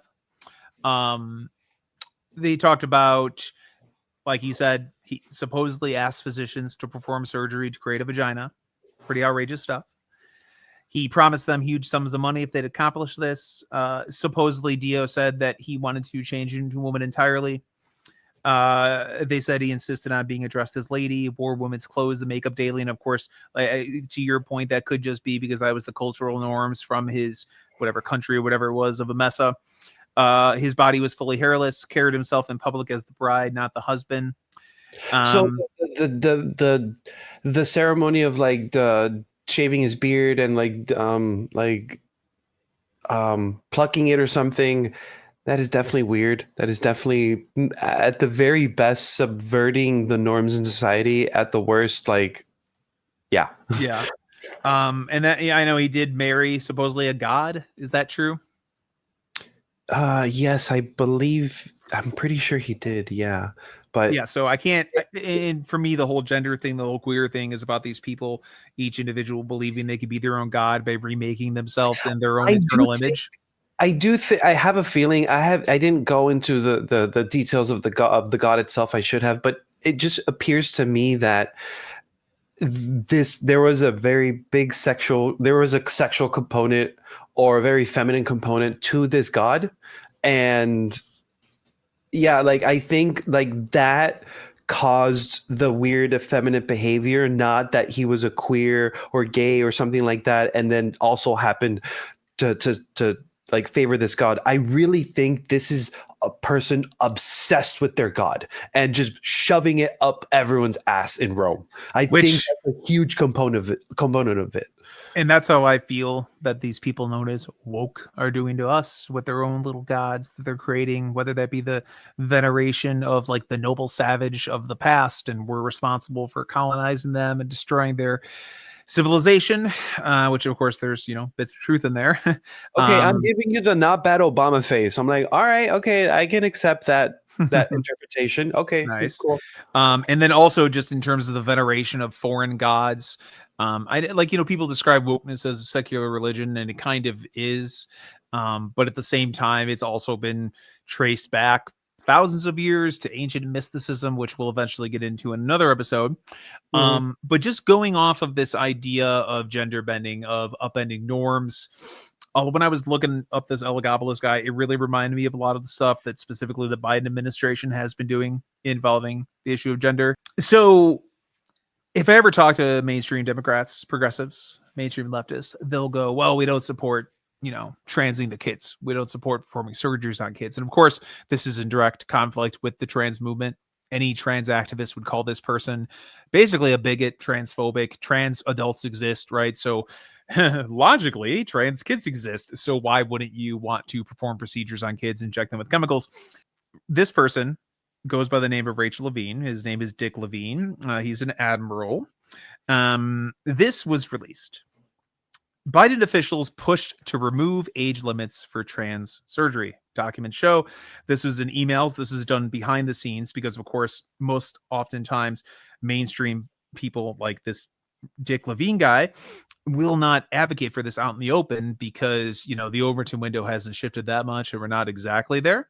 Health officials in the Biden administration pressed an international group of medical experts to remove age limits for adolescent surgeries from guidelines for care of transgender minors. According to newly unsealed court documents, age minimums officials feared could fuel growing political opposition to such treatments, right? Because think about that. Well, if you have age limits, then you're saying that like trans kids aren't kids, which is going to push people closer to push for legislation that are going to deny kids these procedures. So when you talk to like a mainstream progressive, they're like, oh yeah, we don't support that. And it's like, no, you do. You do. Your party supports it. You vote for your party. I'm very sorry.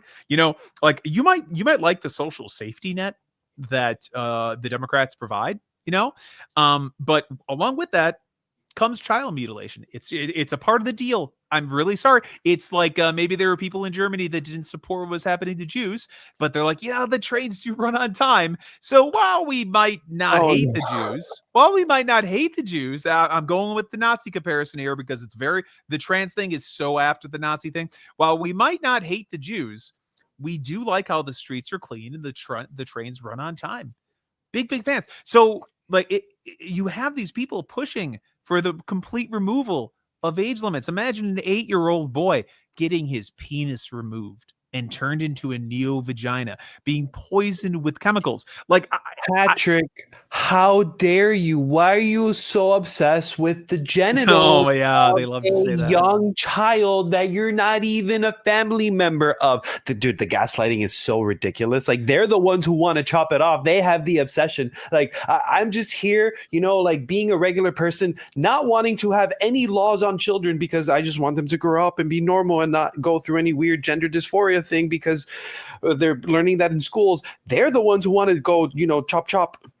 Yeah, it's always projection. I'm like literally, I'm like, hey, Do you Don't cut remember the that South Park episode of like the kids are getting circumcised and like they all thought like they're gonna get their wieners chopped off and I can't believe I just said wieners, their fucking dicks cut off, and then there was a scene where it's like we're gonna cut off your pee stand, and it's, for some reason like I just remembered that.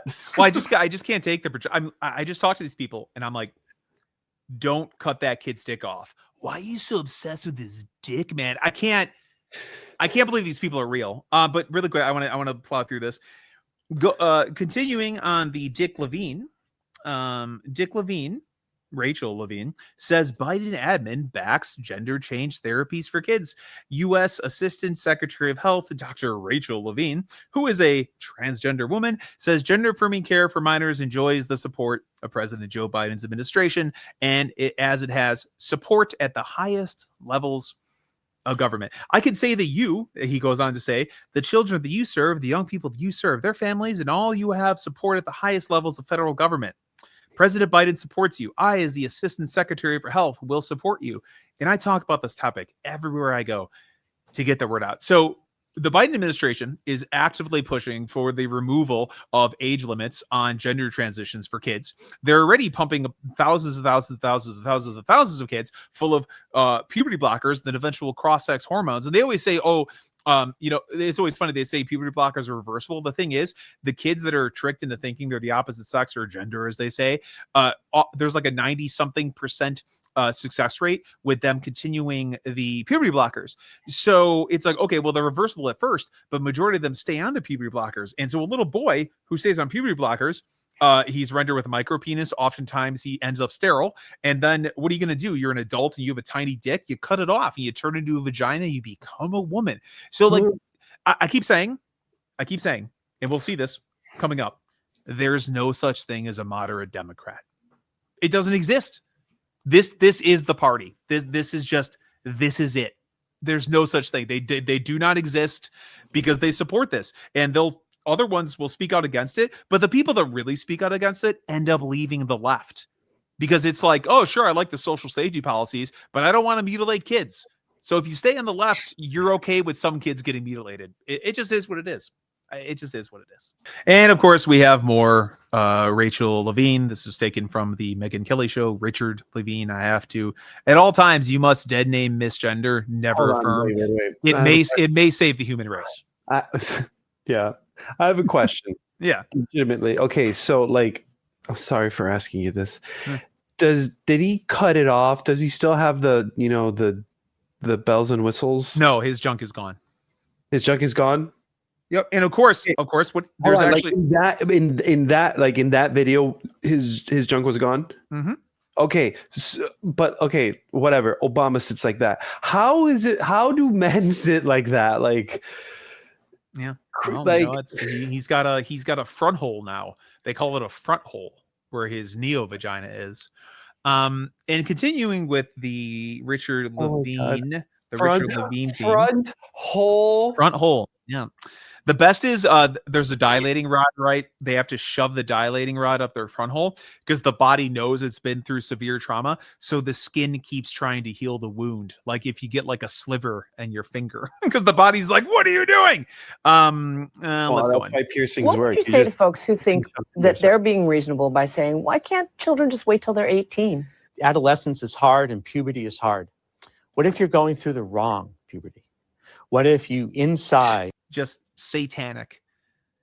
It's just satanic. Wrong. It's just demonic. Going through the wrong and of course these people are very Gnostic in their disposition, so they think their body is a prison that they have to be freed from. Let's continue. Feel that you are female, but now you're going through a male puberty. The argument is, well, they're too young to know. I want to make it clear that for prepubertal children, there are no medical procedures done. Look at that lie. Behind the scenes, pushing to remove all safeguards and age limits. And then when he's on this show talking to this Nightline reporter, all of a sudden, there's no transitions being done to kids. And of course, we know that at least in the last 5 years, and these are old numbers, there's been at least around 300 children under the age of 18 that have had their breasts removed to affirm their gender, The standard of care allows them to explore that with therapy. When you speak out against these bills, what do you cite as the harm? Well, gender affirming care is medical care. Gender affirming care is mental health care. Gender affirming care is literally suicide prevention. Just empty platitudes preying on the empathy of vulnerable leftists, vulnerable progressives, because they're looking at these trans, quote unquote, trans kids as the next vulnerable group in their liberatory project of freeing minorities from the evil system of white supremacy and cis heteronormative supremacy. Wait, hold on. And these therapists are they queer therapists, or are they Every single one. Oh, okay. Yeah, and then that's the thing is that it's really therapy. Well, hold on. So conversion therapy. Let's be okay, right? That's what it is, right? Yeah, they're Oh, converting got it. kids. Got it. Okay. Okay. Yeah, and of course, a lot of these kids would just end up growing up to be gay, to homosexuality or whatever. A lot of them are just girls that are uncomfortable with their puberty, and then of course there's people that have longer presenting illness, which is often described as gender dysphoria. Technically, I don't like that because I don't think you could be dysphoric from a social construct. And then of course then there is a lot of these people are just autogynephiles. They're men who get off on the idea of becoming women, and so if you look at a lot of these men that transition later in life, what they do is they make themselves look like their wives and literally skinwalk their wives. But the other component of this is the aspect that I'm most interested in, is that a lot of these kids do not have quote unquote gender dysphoria. They're literally just being groomed and indoctrinated into a worldview to suggest that all of reality is socially constructed, and that if you think you're something, that actually makes you that thing. Like there's like these psychosocial weird phenomenon involving gender dysphoria and like autogynephilia, like perversion, degeneracy. But there's also a bunch of kids that are just being taught that this is just how reality works. So, and of course, how do you feel like a woman? Like, right? How could a man feel? A man can feel what he thinks a woman feels like, but it's like, I have a Christmas tree in front of me. I can't feel what that Christmas tree feels like. However, I can imagine myself being bristly and smelling of delicious Fraser fir. Like the whole concept. Your bigotry is showing, comparing women to trees. How dare you? Hey, well, my Christmas tree is very pretty, and I like my women to be dressed up and pretty, so that makes sense. I sounded really gay there. A woman to her physical looks. Yet these same people will be like, "I'm hotter than your wife." What the? Yeah, well, it's really funny too, because it's like it's funny because they will say, "Oh, how do you know you're a woman?" I like the color pink, and I like playing with these things and stuff. I'm like, okay, but the color pink. If the color pink and playing with Barbie dolls, wait, having a period. Yeah, right. Yeah, I love it when they say they're having a period, but they're just like farting.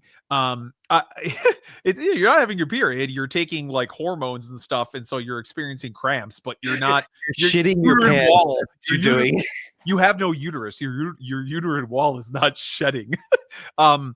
It's so funny though, because they say, "Oh, well, the way they think that the way they can feel they're the opposite sex is because they're attracted to opposite sex objects and activities." Okay, but in your own ideology, those opposite sex activities and objects, the only reason those are viewed as the opposite sex objects and activities are because they're socially constructed and that they've been arbitrarily placed on women.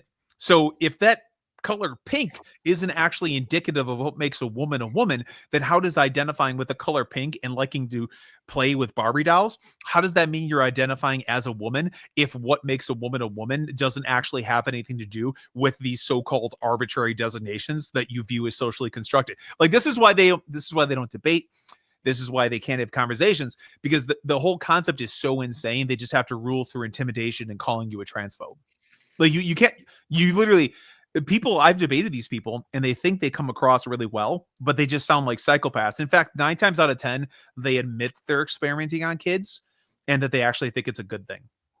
What they often will say is they say, eventually, if I push them far enough, they go, "Well, there's so much that we don't know about the human mind." I'm like, yes, correct. We don't know about the human mind. So until we know, don't mess with it. Yeah. Like maybe they literally, they admit to not knowing.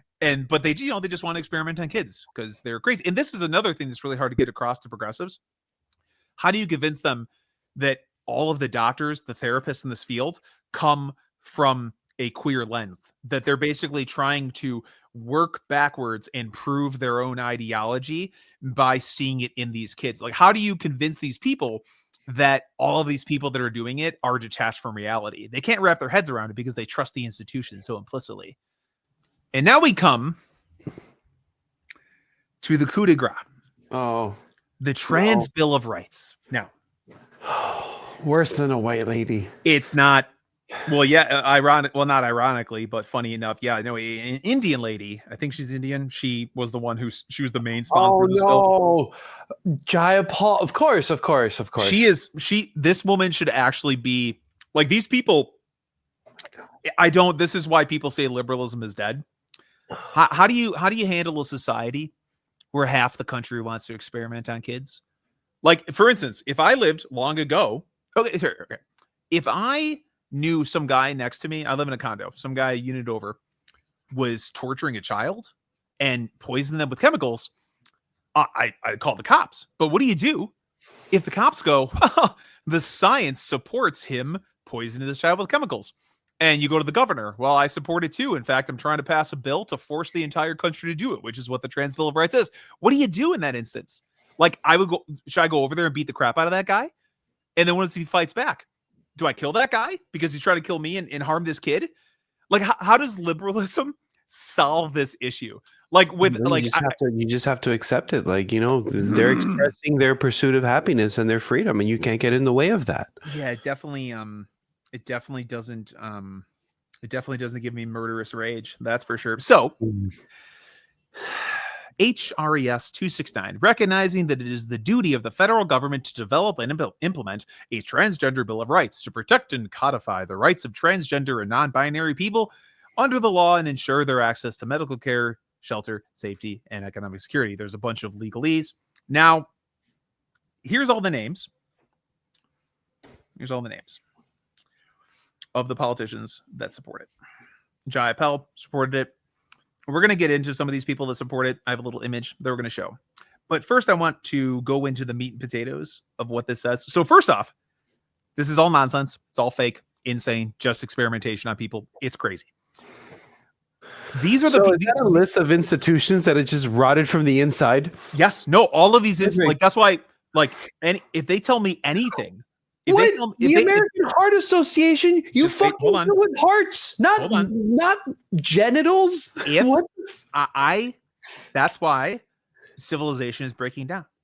That's why the right doesn't trust anything. How do you trust the American Academy of Child and Adolescent Psychiatry, the American Academy of Family Physicians, the American Academy of Nursing, the American Academy of Pediatrics, Counseling Association, Heart Association, Medical Association, Nurses Association, Osteopath Association. Wait, hold on. Wait. Plastic surgeons, of course. Oh, yeah, right? They're like, cha-ching. Are you kidding? Oh, my God. No, this is a joke. This is a joke. The Endocrine Society. Not like they're going to make 1,000 million % profit from everyone taking estrogen and testosterone. The Pediatric Endocrine Society, the Society for. So how do you trust any like how do you you go to a dentist? Is that WPATH? Oh, it's WPATH. Fucking World Professional Association for WPATH. Here's I don't know what this is. This is an analogy. Okay, so imagine you go to a dentist and he does a great job at dentistry. And you're sitting there, you're coming out of the fog of being put under from having your molars taken out or something. And all of a sudden you hear some weird noise coming from below the floorboards. You open up the floorboards and there is a child shirtless strapped to a radiator pipe. Now, do you go, well, he's a great dentist, but he does have that kid strapped down there. That's why I view these institutions. That's why I view the Democratic Party. How do you trust any of these people when they're so completely detached from reality in this way? Osteopathic Association. Have you rescinded your support of quote unquote trans rights? Why would I trust you for my osteopathic needs? It's a complete breakdown of society. So they say a bunch of this crap. Shut up and stay in your own lanes. Jeez. I know. It's complete ideological subversion. It's very hard to convince people that a cult is trying to take over society. So, federal government has the right to duty to protect the rights of transgender, non-binary people. So here we go. This is what this is. So this is a federal bill. This is like the Civil Rights Act, right? So this would override all of the states that have enacted quote unquote anti-trans legislation. Ensuring transgender and non-binary people have equal access to services and public accommodations that align with their gender identity. They're going to amend the Civil Rights Act of 1964 to prohibit discrimination based on gender identity. They're going to expand the definition of public accommodation to address the full range of places and services. So, of course, they're going to create these bathrooms in which men or in which women and little girls will be forced to share an occupied space, a intimate space with men. They're gonna force kids. They're gonna force little girls to participate on sports teams with little boys. The school facilities that best align with their gender identity. So little girls showering with little boys using the same bathrooms.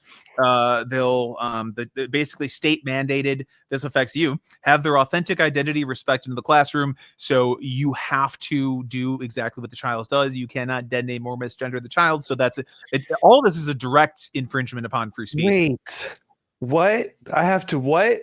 You have to affirm. You have to affirm whatever any child says to you about their gender identity.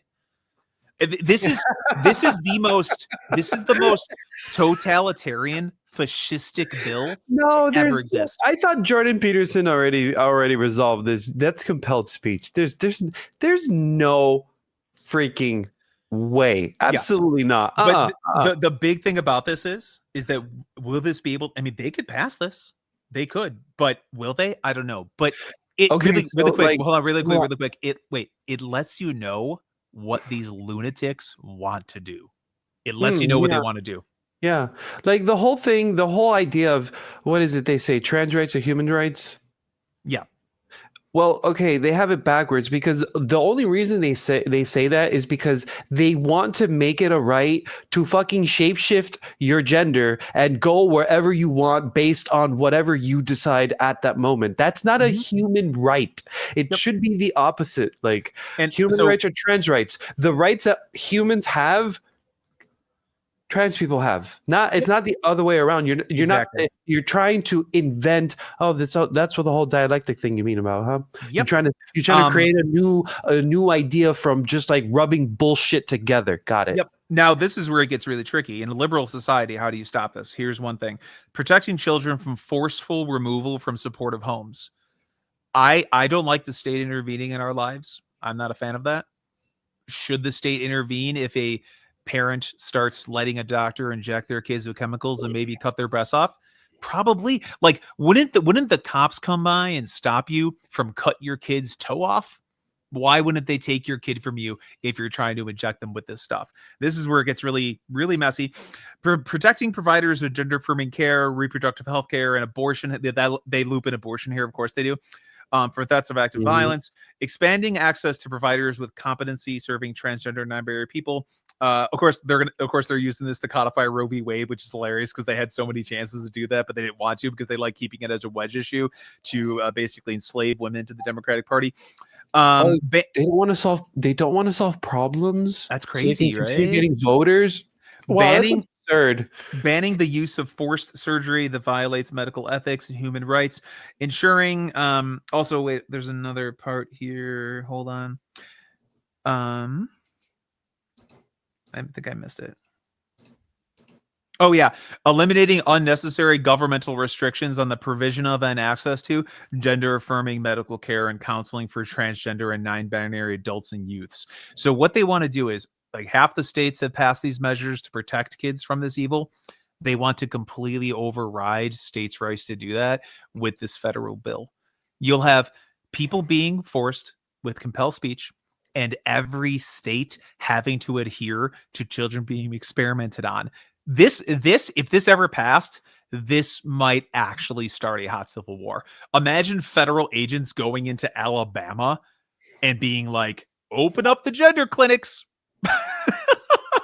Like, I don't see how this doesn't lead to a civil war if this is. And they see, that's the thing. The people who want this to happen, they see this exactly the same as like Little Rock. Let's integrate the schools. What a wonderful time in civil rights. Like, whoa. And it's psychotic. So this is, one of the most psychotic bills that have ever existed.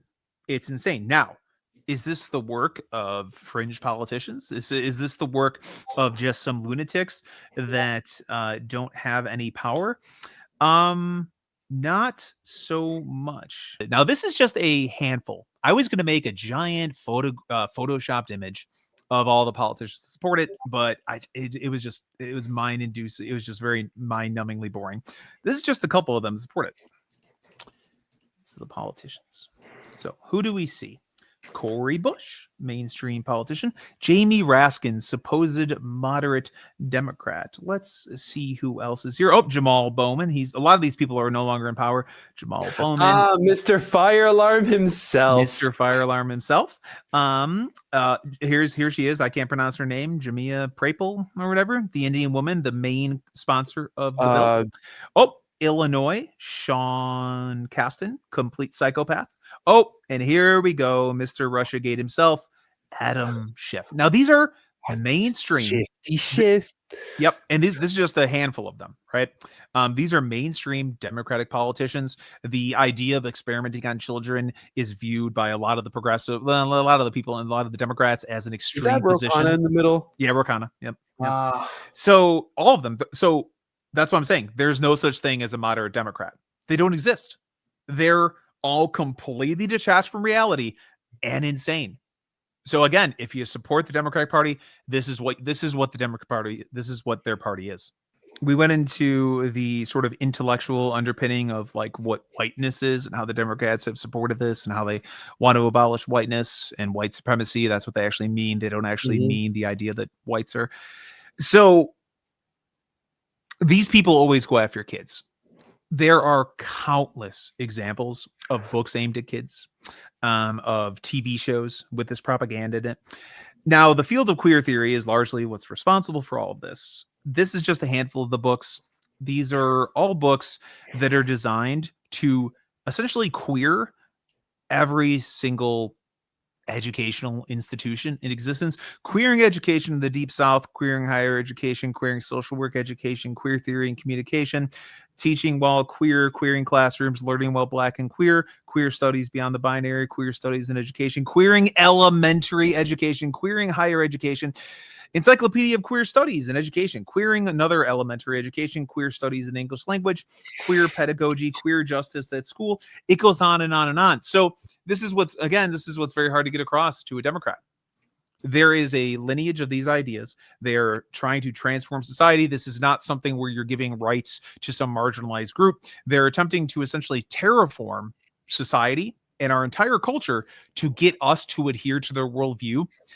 And they're specifically targeting children. It's not even up for debate. This is one of the most egregious books I'm about to show you right now from my buddies at Gays Against Groomers. Takes me back to 2023. The image is so horrible that X has censored it. This is from a book, and I bought this book because I use it for research, and I used to go around to school boards and show it to people. It's called Let's Talk About It. This is a book aimed at kids. The trigger warning was not. I mean, it was censored. It was censored. Jeez. This is a book aimed at kids, so it talks about masturbation and stroking the shaft. That's a donut butthole. What the fuck? He has a donut in his butthole. Tug or squeeze on your balls. Keep in mind, this is a book aimed at teenagers. These are butt plugs right here. Is that why there's a donut in his butt? Because it's a butt plug? Probably. And then these books also, I don't have the examples here, but these books also include information about Grindr, the gay sex app. This is for kids. Yeah. Oh yeah. And obviously this is just one children's book. There's dozens and dozens of them. There's YouTube channels dedicated to it, which we're actually I'm gonna end here in a minute and show you one of the YouTubers, which kind of gives away the whole game. I can't post this on YouTube. There is indisputable proof that they're attacking kids with this, and that queer is not just gay. It's a worldview, and they're trying to indoctrinate these kids into it. And yet the right, when they speak out against this, are just portrayed as bigots, are portrayed as evil. The final thing I'll say here is, once again, might as well mention him again. Good old Adolf. Here's a couple quotes by Adolf Hitler. He alone, Adolf. he alone who owns the youth gains the future. Give me children, and in 10 years I will have changed society. The state must declare the child to be the most precious treasure of the people. As long as the government is perceived as working for the benefit of the children, the people will happily endure almost any curtailment of liberty. I begin with the young. We older ones are used up, but my magnificent youngsters, look at these men and boys, what material. With them, I can create a new world. Now, there's this concept known as pre-structural. What does pre-structural mean? Pre-structural means these people are basically blank slates. They don't really view humanity as having a soul. And if they do, they refer to it as a gender soul, where they can, basically, change your body, change your internal perception of yourself to align it with the true vision of yourself. And so they say that, I'll just read it to you. This is from Lynn's. She I believe she has a channel on YouTube called Queer Kids Stuff. When I talk about queer, trans, and non-binary kids, I'm not just talking about kids who currently identify as such. I'm talking about all kids, because all kids are queer. Queer as in different, non-normative, and pre-structural. That's why kids are vital to liberation movements. She's basically channeling the spirit of Adolf Hitler. And when she says pre-structural, they view children as blank slates, and the structures of whiteness, of white supremacy, of heteronormative supremacy, they view children as not yet being indoctrinated into those structures. And so they think that if they get to these kids early, which is why you have all this stuff aimed at kids, they can get to them while they're pre-structural to put in their own structures to get them to view the world Are you through a saying queer lens. your kids? Huh? Are you saying to hide your kids? Yeah. Hide your kids, hide your wife, hide everybody. It's just all out in the open. All you have to do is just go look for it. Gavin Newsom. So he said, I want to see trans kids. Now he pretends to be against the more extreme movements in the queer trans movement. He goes, oh, well, it's unfair for boys to participate in girls' sports. But then this is obviously from the GOP. It's meant to be derogatory. But then the Governor Newsom press office, he doesn't run this, but obviously it's endorsed by him, says RT, which stands for retweet. So he openly endorses for Russia Today. So he openly endorses the idea of trans kids. Now, this is Gavin Newsom, a man who's trying to position himself as running for president in 2028. This is a mainstream Democrat. And of course, again, there's no such thing as a moderate Democrat. They just don't, even if you think you're a moderate Democrat, you're not, because you support this.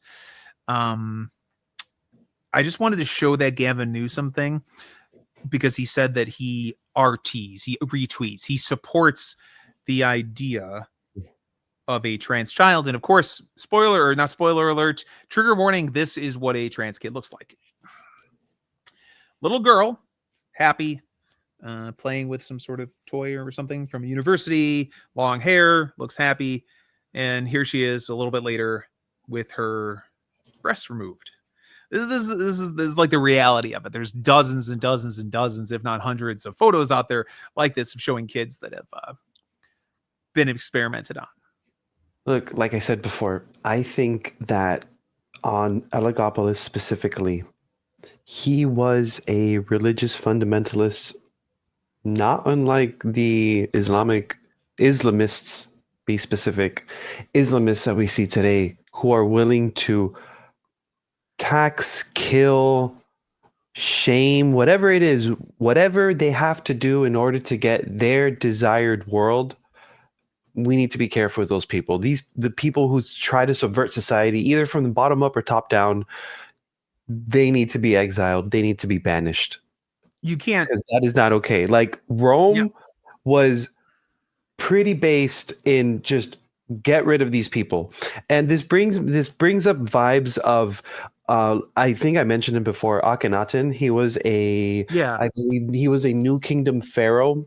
Exactly the year I don't know, but he was actually King Tut's father, and He completely changed the religion. He basically booted the different cults of, gosh, I even forgot the gods exactly, but gods that have been venerated for hundreds of years. And of course, these priest cults, they also have massive amounts of political power. So you also had that going in there. Maybe this whole thing of Akhenaten was just a political ploy. Like maybe the things of Elagabalus were a political ploy, but still, the point is they were corrosive to society. Just having someone who's just so outside of the regular culture, just to be different, just to be special, just to be like, let's try out multiple things. Fuck you. Yeah. That's all I have to say about that. And like, have your own culture. Go somewhere else. Like you don't have to, like these people, they don't create things. They just destroy things. Like it's alchemy. It's awful. Like they just put their grimy, like demonic hands on everything they can just because, like, why not? Like, oh, we don't know anything about like, child psychology and what's going to happen with teenagers. Screw it, do it anyway, so we find out. Or so, like, it's better to do something than nothing. And it's like, how far have we gone from do no harm? Yep. And the thing is that it's hard to talk about this with people that aren't, like you and I have, been in this sort of arena, this area for a few years now, and we see things in a similar way. And like if I talk about this with you, if I talk about this with one of my other friends that is against the whole trans queer movement, the leftist movement, whatever, like I can talk to him and just have a conversation about it. If I talk to anybody else in like mainstream normie Democrat world, it's almost impossible to talk about because of the way the idea of the minority has been weaponized to shield people from these ideas. Like if I were to show this to my to like somebody, like one of my normie friends or somebody else, they'd be like, it just sounds like you hate trans people. It's that's what's interesting is that we have to do a multi-hour podcast and go through all of the intricacies to make our point.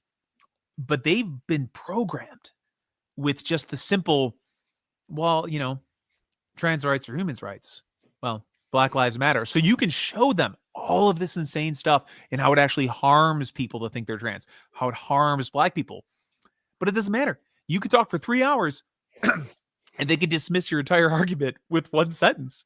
And that's why it sometimes it does sound like it's the but Trump argument. Exactly, but Trump. The same thing. And it's like, oh, okay. So if you're just going to do that, then it doesn't matter to have a sincere conversation, well, you without any gotchas or anything. It's just, let's have the talk. Like you can't, you don't want to. Yeah, you can't reason, even like, people on the periphery of this movement, just like some guy who watches MSNBC, like he can't be reasoned with. I unindoctrinated my good friend. He was an extreme leftist and I was too, but I started coming out of it.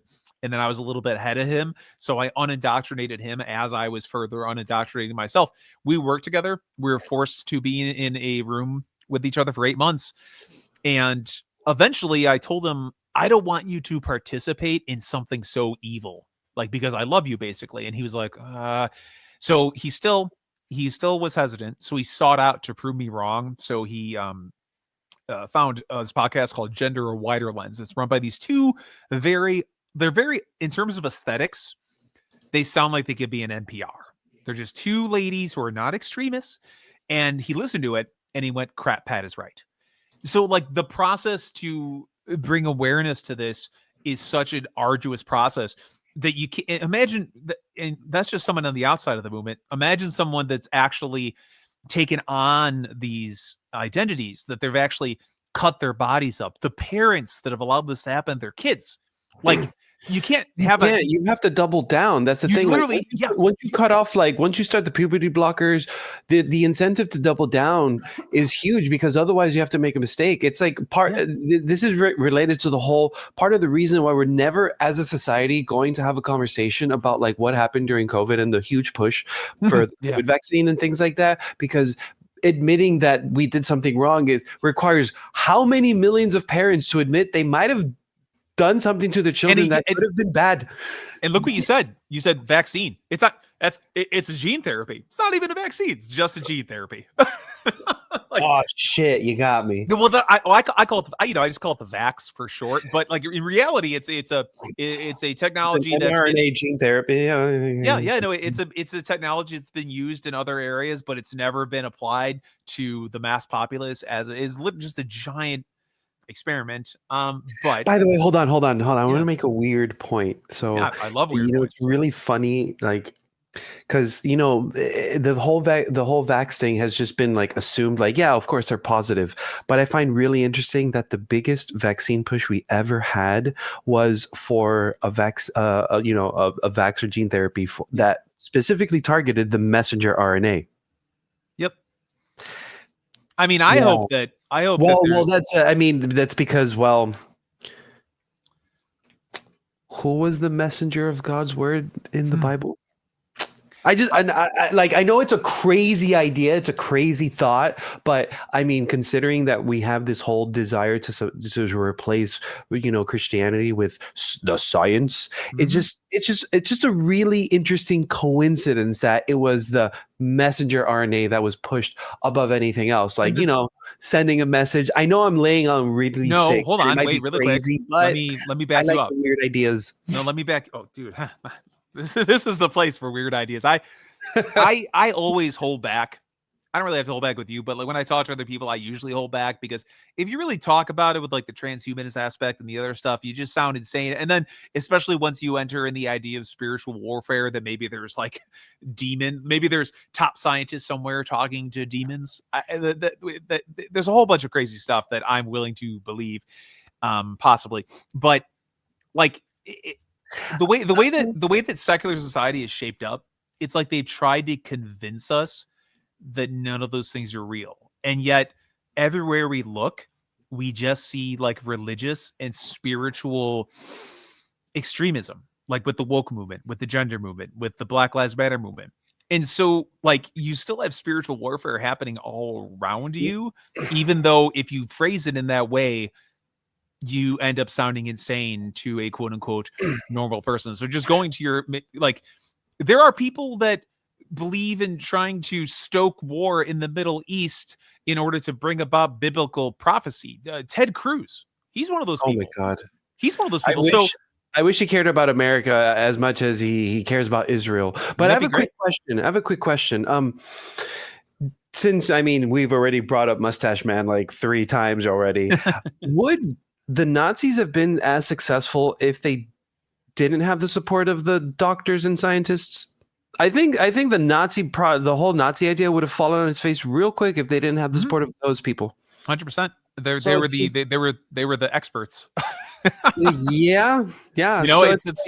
That's why I make the not like, it's like how could so many good people in Germany think that every single, not even like extremely powerful Jewish people, just like there's extremely powerful people in every religion and every group, that every single Jewish person was like evil, right? Because they trusted the experts. These people were family. They were fathers, mothers, daughters, uncles. They owned businesses. They went to church. They did good things for people, but they were tricked into thinking that some guy named Shlomo or whatever down the street was evil, and that, maybe it wouldn't be so bad if he was like eradicated. It's the same thing's happening here. Now the Nazi comparison is just, it's just so prevalent in Western society with the whole post-World War II consensus thing. But you could look at I feel like we could look at any society going back to the cyclical nature of these things and see how these ideas of madness spread.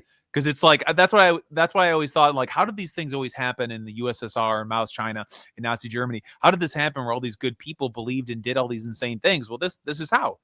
You control the flow of information. You trick a bunch of people into believing things that aren't real, and they can't tell good from evil. They can't tell right from wrong or up from down, and they support crazy shit. It's really easy. But I did want to end on a funny note. So we all know James O'Keefe. Oh, heck yeah. Have you seen this video? I have not. Yes. Oh my God. Yes. Okay. So obviously James O'Keefe. No. There's no way. Cause I remember no, is this him completing the meme? Okay. Just play it. Just wait. Okay. So James O'Keefe, obviously of Project Veritas fame, and then he went out and did his own thing. This is him, talking to, I think he goes on like gay apps and like tricks gay men into coming and talking to him about politics. This is him. I don't know if this guy's gay, but this is him revealing himself and the hilarity that ensues. No, there's no way. Yeah. Well, the thing is that I actually am James O'Keefe. Yeah. No way. No, I'm not. I'm not James O'Keefe. No, you're not. I am. Really? Yes. And you don't know that? Yeah. What? He's running for it. No, there's no way.